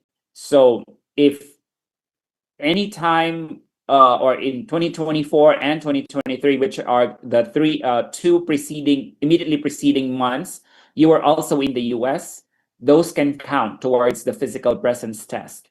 Okay, and that is why it is important to know the travel history of the taxpayer for the past 2 years, if they've been in the US, because that can help you determine whether they can be considered as a resident taxpayer, or although they're not yet a citizen. Okay. Let's see. So counting all days of physical presence in 2025, but only 1/3 of the days of presence in 2024, and only 1/6 of the days in 2023. So entire days in 2025, and then 1/3 of the days in the presence of 2024, and 1/6 of the days in 2023. So we'll show you the formula, don't worry about it. We'll show you the formula in the upcoming slide. So read the box at the bottom. Both parts must be satisfied. 31 days for the current year and 183 weighted days across the 3 years. So fail either part and you fail the test. That means you're a non-resident alien. So unless you're a green card holder, that part is going to be settled. Now, on the right, even if neither test is met, the taxpayer may be able to choose to be treated as a U.S. resident for part of the year. That usually occurs in the year of arrival or departure from the United States. That is what makes somebody a dual status alien. Okay, so an election of a dual status alien can be made, and we're gonna cover that briefly. Okay, so why would someone do that? Okay, so here's the formula, guys. So let's do it for real. In the case of Sophia, Sophia arrived on the 2nd day of March 2025 and stayed for the rest of the year. Okay, she had never been to the United States before. So days present in 2025, from the 2nd of March to the 31st of December, that is 305 days. Okay, and all of them count. So 100% of the current year counts. Days in 2024, in the case of Sophia, is 0. So 1/3 of 0 is also 0. Days in 2023, 0. So 1/6 of 0, also 0. Weighted total, 305. So that means that the substantial presence test is met. Therefore, we can consider Sophia as a resident alien. Okay? Make sense, guys? Why is she alien? Because she's not yet US citizen. Okay? But she is a resident. Now, if ever we change that, let's change one fact. Okay? Suppose that she arrived on the 1st of November instead of March 2nd. Okay, so days present in 2025 will become 61. And because she was not in the US in 24 and 23, both are 0. So weighted total would be 61. So 61, she is not a resident alien. Okay, so she's not a resident alien. Then there's not going to be a filing requirement for her. Okay, so remember. Okay, so remember that filing a tax return with a non-resident alien and electing as married filing jointly may not be allowed. Okay, may not be allowed unless there is an election made. So in the case of Sophia, for example, if she was a high income earner in the Philippines, you don't want her to be a resident alien in the US. Okay, because her entire income will be taxable in the US. Okay, so Sophia may opt to be a non-resident alien. Okay, so or she can also opt to be both a non-resident alien and a resident alien. Okay, that is the income outside of the US can be a factor in deciding that. Okay, but if she has no income in the Philippines, then deciding to be a resident alien can be good, because then both of the taxpayers can be can file as joint. Okay, so filing jointly will help significantly increase the standard deduction. Okay, so the deciding factor, again, is the income of the taxpayer outside of the US. If it's significant enough, they may decide not to be a resident yet for that year. Make sense? So one case, for example, I had this taxpayer client before.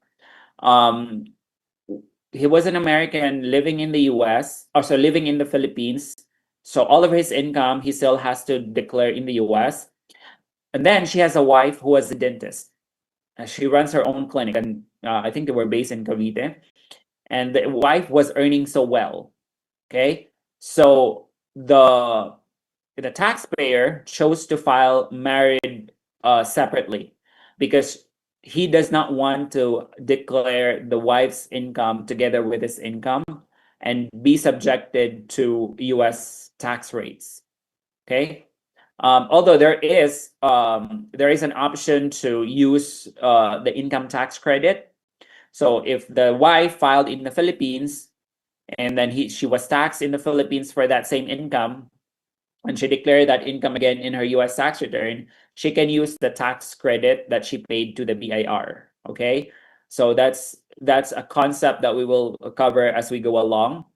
But in cases where they're looking at the numbers, they're making sensitivity analysis as to which one is more beneficial, that taxpayer made a calculation already that it's going to save them a lot of money if the wife is not included on his tax return.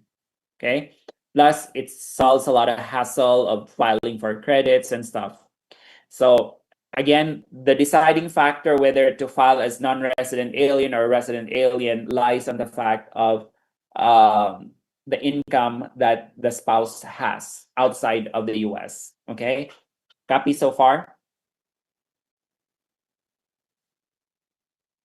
All right, so Sophia, in our example, meets the substantial presence test.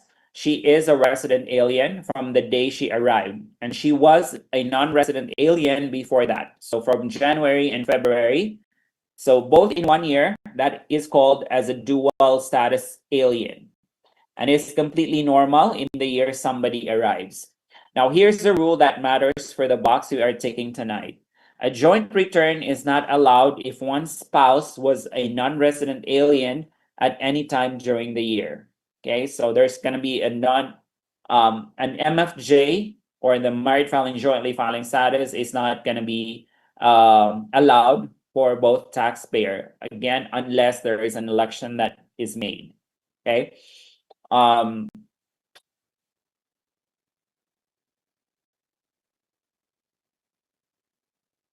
right, so if you read the slide, the rule, a joint return is not allowed if one spouse was a non-resident alien at any given time during the tax year.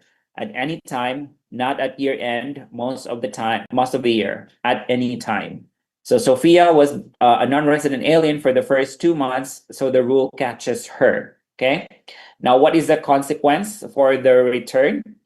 The married filing jointly is off the table for 2025. Married filing separately remains available, but it is usually the worst outcome. Okay, there is an explanation that we will cover later, because married filing separately is almost equivalent to a single taxpayer. So that means lower standard deduction, and there are also credits that are not available for MFS filer. Okay. So we test the third door, head of household, which is part 3 tonight. Okay, so since the taxpayer is married, he cannot file single. He can only file either married filing separately, or it could be head of household. Head of household, because it's a lot better in terms of standard deduction. It's higher by about 7,000, right? So the door it opens, an individual is not treated as married for head of household purposes if the spouse is a non-resident alien at any time during the tax year. That is what lets a legally married taxpayer file as head of household. But the spouse is never the qualifying person. Somebody else must qualify. So one important line here that you will have to remember: a spouse is never a dependent. Okay, if you're married to that spouse, your spouse can never be a dependent. Okay, unless you're not married. Okay, unless you're not married, you're just living in, and like he is considered to be your girlfriend. Your girlfriend is unemployed, is not earning anything, or maybe a minimal amount, and you support 50% of her needs, then you can consider her as your dependent because you're not married. But the moment you're married, you cannot be claiming her as a dependent. Okay, so remember that, because not all taxpayers know that.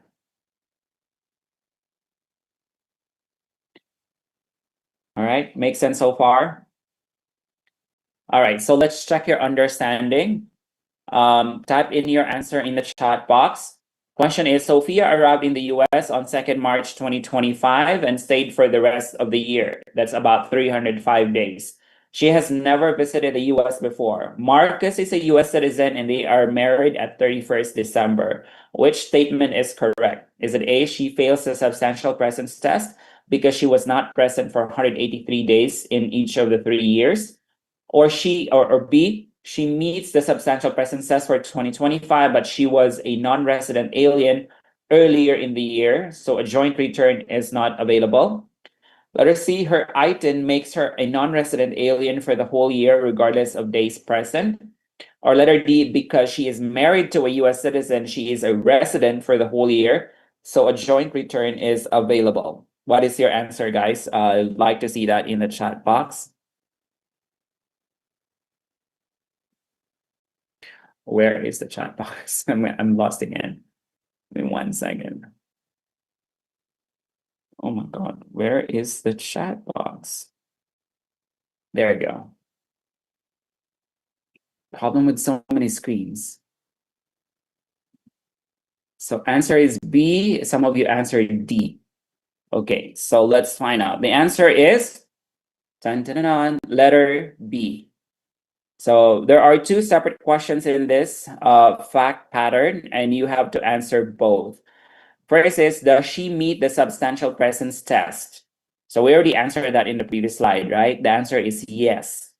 So she had 305 days that clears both the 31-day and the 183-day requirements.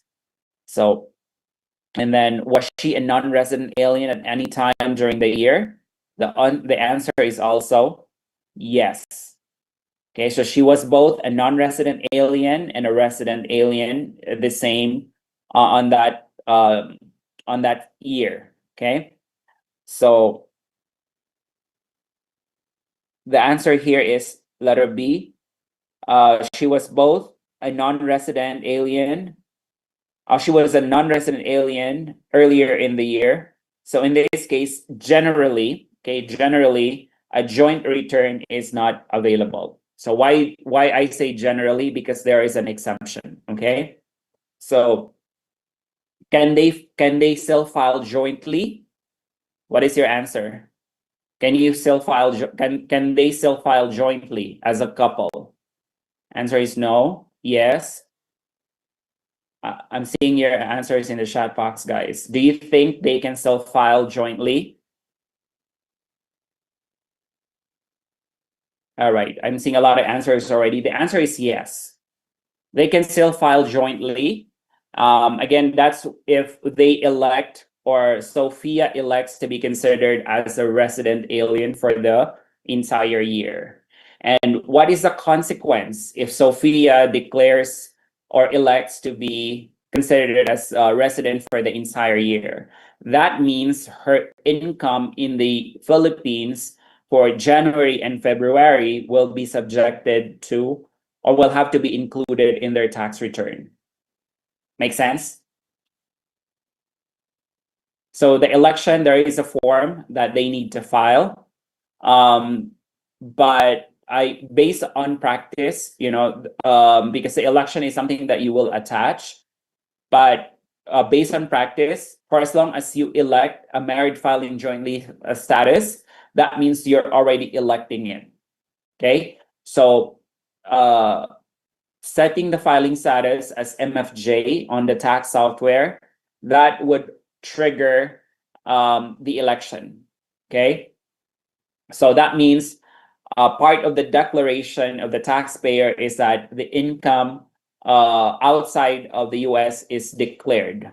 Okay, so if there was no income to begin with, filing the return as married filing jointly is an even more viable option. Okay, so again, that election can be made. That can be automatically be done by just selecting MFJ. Okay.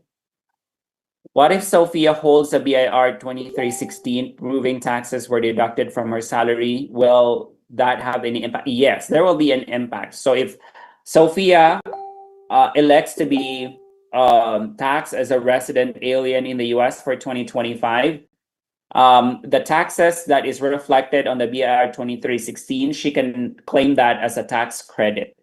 Okay, and that can be a Form 1116 will be required to be filed along with a return. Okay. All right. So letter D, let's see, because she is married to a US citizen, she is a resident for the whole year.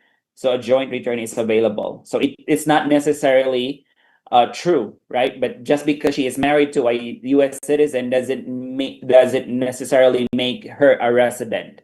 There has to be a test that needs to be met. We already did that, right? So the letter D is incorrect because it's not necessarily that someone married a US citizen that person can already be considered as a resident. Because she can be married in December, but she may not be considered as a resident for the whole year. Copy so far? If the filing status is left as single, can we input Sophia's details? We can, but it's not necessary.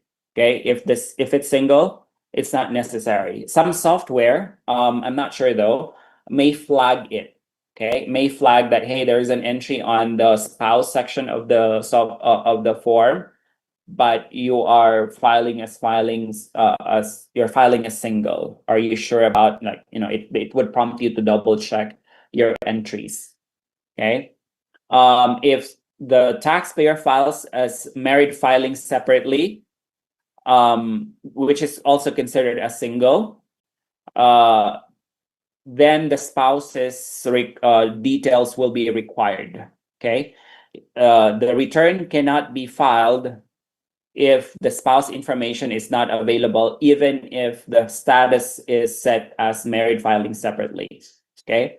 But if it's single, the spouse information is not required. Okay. What is the advantage of electing as a resident alien to file MFJ aside from higher sender deduction? Good question, Rina. That opens to credits. All right. So that she can, I think there's a slide that would follow after that. So aside from higher sender deduction, it opens the taxpayer to benefit from tax credits only available to married filing jointly filers.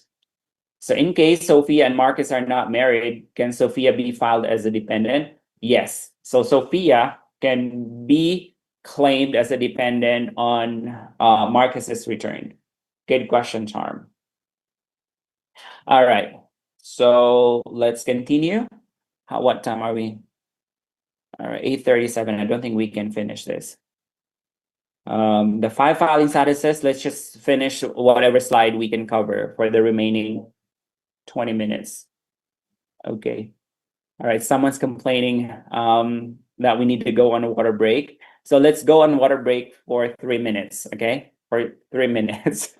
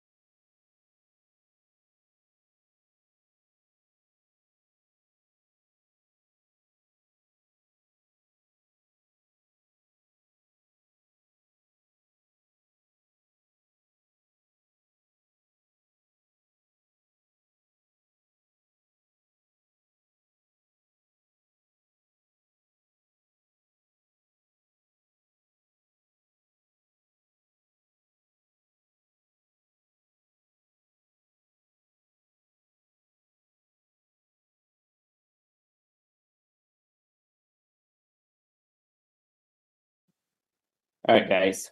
Go have your water.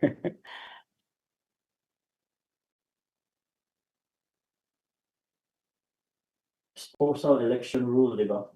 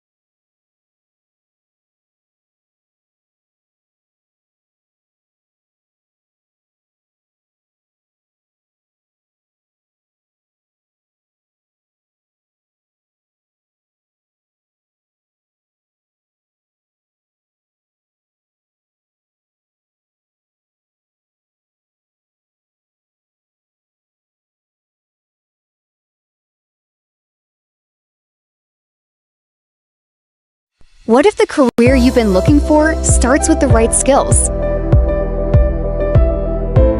Learn the foundation of modern accounting through U.S. bookkeeping. Build confidence in communication and stand out in the global workplace.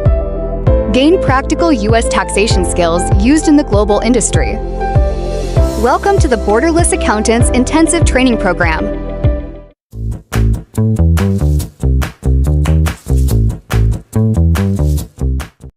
What if the career you've been looking for starts with the right skills?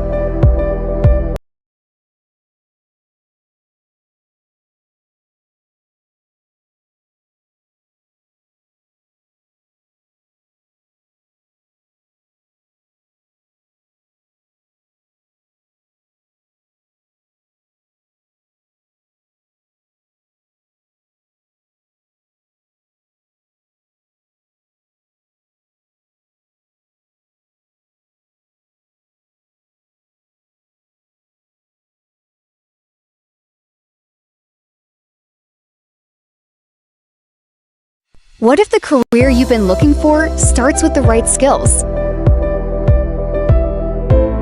Learn the foundation of modern accounting through U.S. bookkeeping. Build confidence in communication and stand out in the global workplace. That's okay.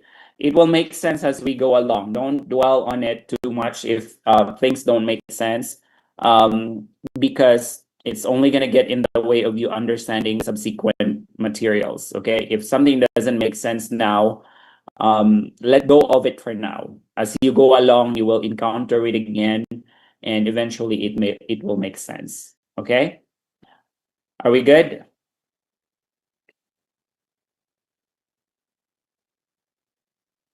All right, so info overload na sila. How many more slides we have? 9 out of 31 slides plan tayo. There's more. So we'll cover one slide for now, okay? We can cover one more slide, one more filing status for now. So the 5 filing statuses, let's start with the first one. All right, so here are the 5 filing statuses. One is MFJ. That's an abbreviation for married filing jointly. That is if the taxpayer are married and both spouses agree to file together. Okay. And then the standard deduction again for 2025 is 31,500. You also have married filing separately or abbreviated as MFS. That is for married but accounting separately. This is an option, guys. For these 2 taxpayers, both Marcus and Sophia, they have the option to file MFS, or they also have the option to file MFJ. Again, MFJ, if Sophia elects to be considered as a resident alien. Okay. For MFS, the standard deduction is 15,750. Notice that the deduction for MFS is the same deduction as the single. At the last or the 5th filing status, single is also 15,750. Okay. And then next is a qualifying surviving spouse or QSS. That's available for a taxpayer for 2 years following the year a spouse died. So for example, someone's spouse has died in, say, December 31, 2025. So in December 31, 2025, that taxpayer can still file as married filing jointly. So during the year of death, taxpayers can file as joint, and then the surviving spouse can file as QSS for the next 2 years, provided that he or she did not remarry. Okay, so if she did not remarry for the next 2 years, he or she can file a QSS filing status and still claim the 31,500 standard deduction. Okay. Of course, if she get married, then she can file MFJ, right? And then head of household, someone who is unmarried or considered unmarried and maintaining a home for a qualifying person, the deduction is 23,625. bottom line, guys, why you need to understand the filing statuses, because the filing statuses will determine the standard deduction, okay? All right, the single standard, am I still sharing my screen? Okay, I am sharing my screen, good. So for MFS, it's a standard deduction 15,750 each. So I was thinking it's still the same as 31,500 together. Yes, so for each one, is qualified to deduct 15,750 each, right? Good point, Charm, but there are credits that will not be available for MFS filer. One of the credit is the earned income credit. That would not be available for an MFS filer. All right, thank you, Adele, for chiming in. What is spouse has no income before and after arriving in the US? So if there's no income, and say, for example, in the case of Sophia, guys, Sophia is unemployed in the US, in the Philippines, and when he came to the US, she was also unemployed. Okay. Now we have already established the fact that she's both a non-resident alien and a resident alien for 2025, right? Now, in the case of Sophia, unless she elects to be considered as a resident alien for the entire year, Marcus cannot file as married filing jointly. But it's a very dumb thing to do, right? It's a very dumb thing to do because there's no tax implication on the part of Sophia. So Sophia can actually elect to be considered as a resident alien for the entire of 2025 so that Marcus can then file as married filing jointly. Okay?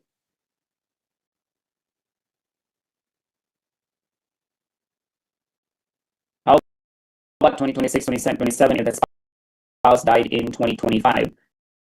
So if the spouse died in 2025, 26 and 27, the surviving spouse can file QSS. But 2028, she will need to file either as single or head of household, or she has dependents or qualifying dependents.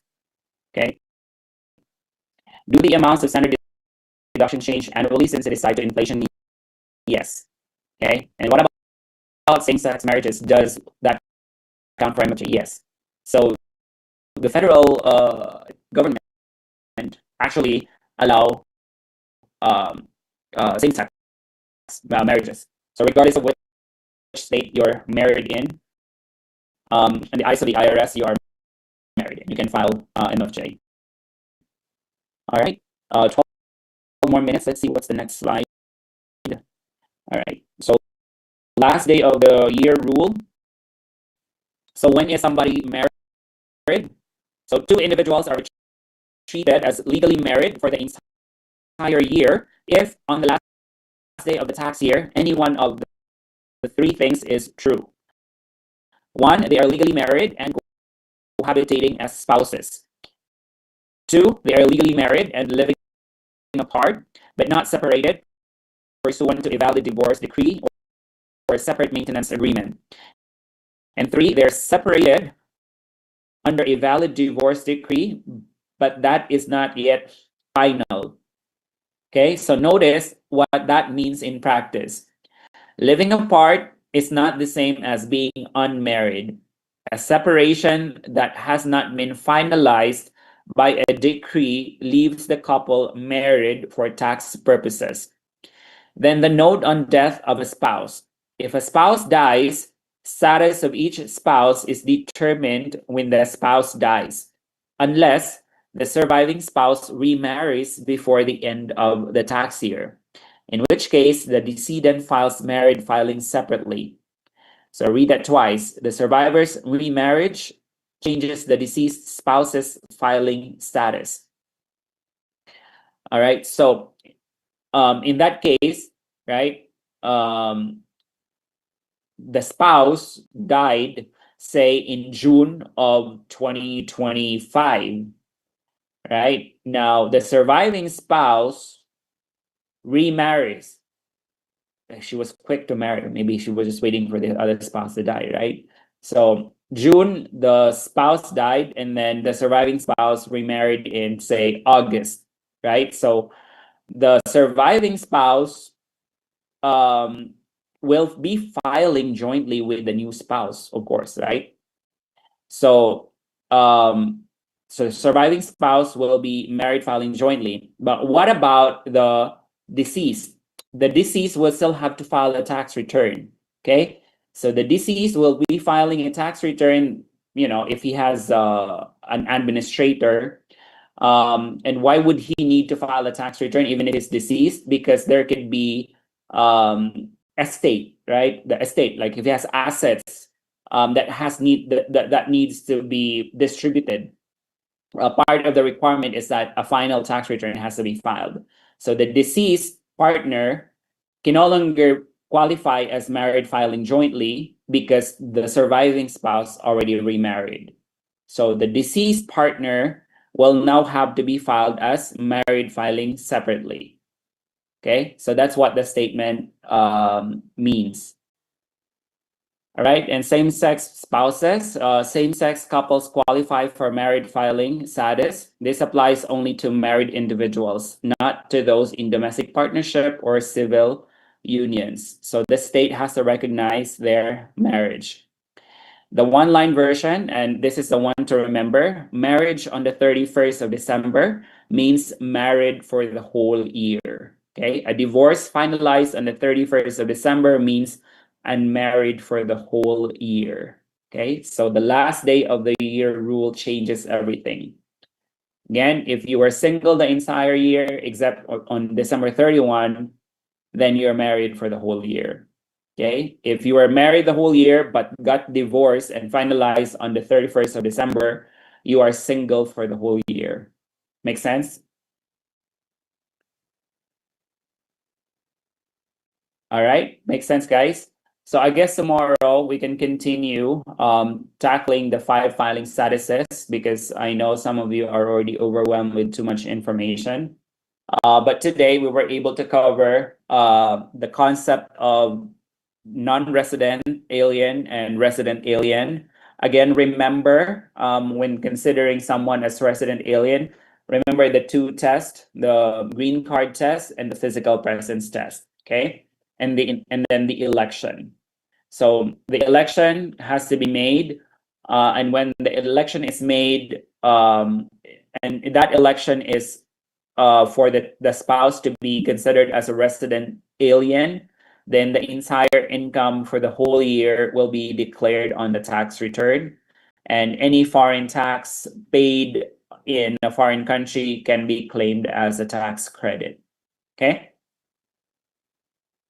Any more question? Clarification? So tomorrow, we will continue with the slide. I think there's actually much more that's left. I prepared 31 slides for this presentation. Give me 1 second. 31 minus 12, we have 19 slides left, because we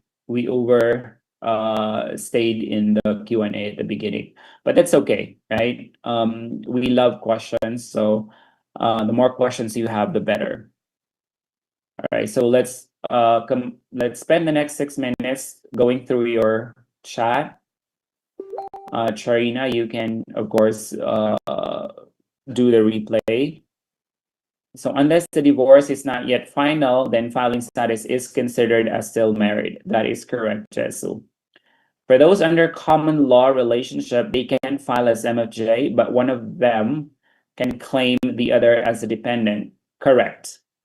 So if they are cohabitating as live-in partners, then the other partner can be considered as dependent.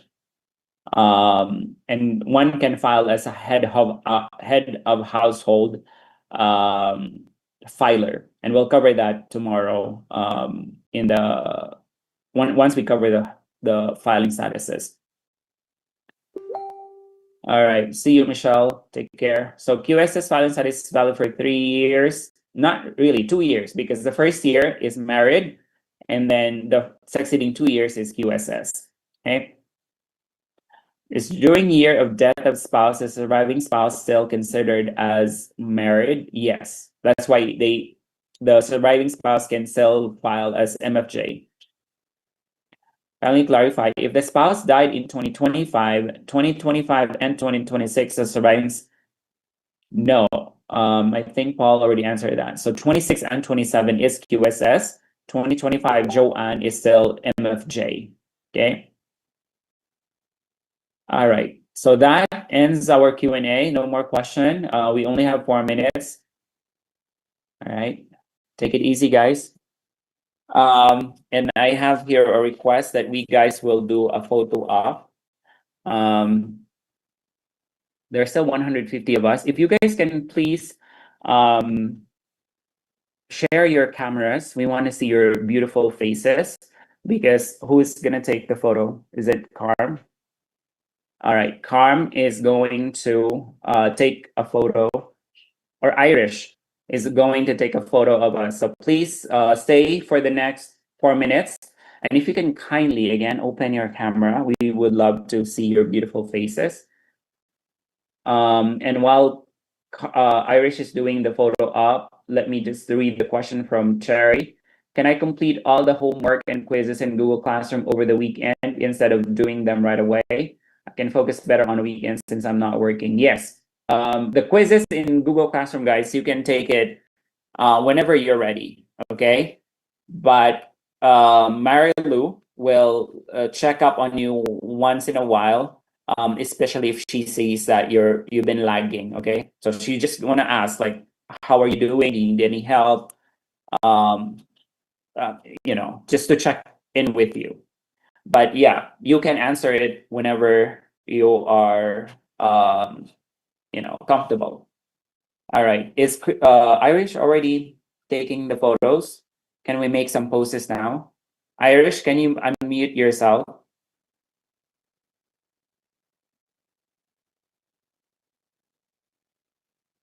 Right. Paul is saying, I take the quiz while the lesson is fresh. Yeah, I would also do the same thing.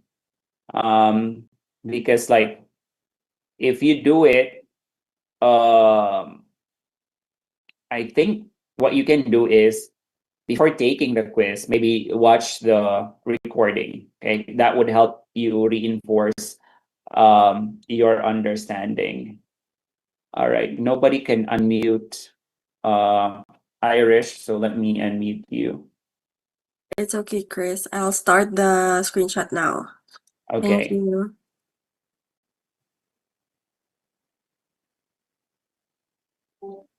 Give us your First best slide one. done.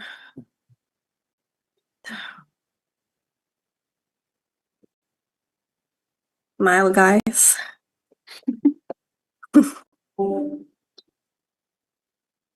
Third.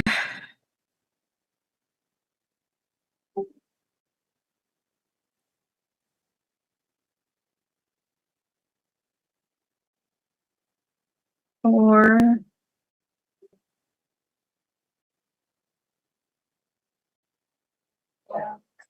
Fifth. Sorry, guys, for a lot. Jump shot daw, sabi ni Kelly.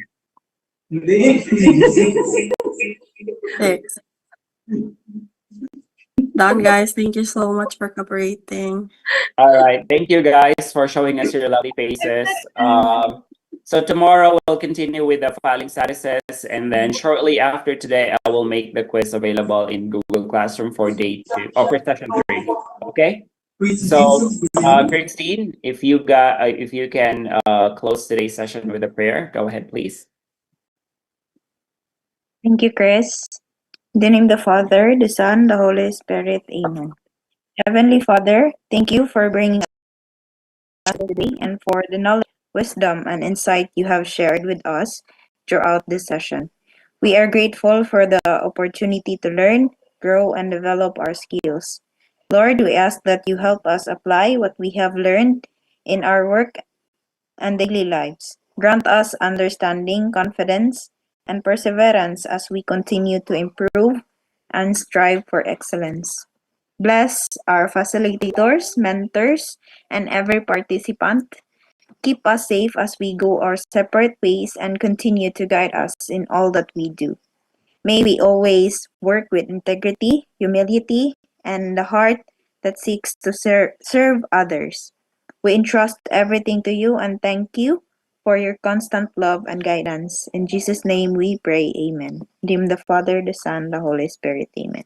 All right. Thank you, Christine. And thank you guys for sticking around. I'll see you guys again tomorrow. And you all have a good night. Bye for now.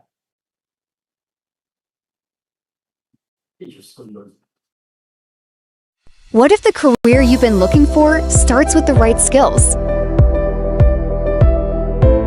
Learn the foundation of modern accounting through US Bookkeeping. Build confidence in communication and stand out in the global workplace. Gain practical US taxation skills used in the global industry. Welcome to the Borderless Accountants Intensive Training Program.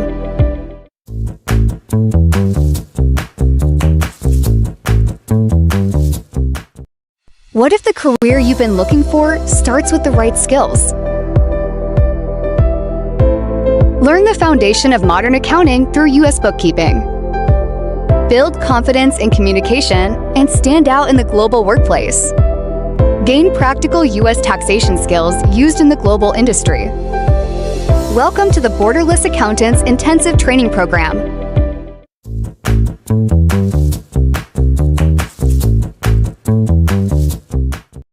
What if the career you've been looking for starts with the right skills? Learn the foundation of modern accounting through US Bookkeeping. Build confidence in communication and stand out in the global workplace. Gain practical US taxation skills used in the global industry.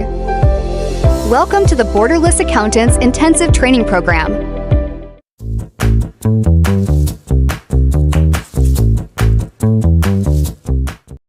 What if the career you've been looking for starts with the right skills?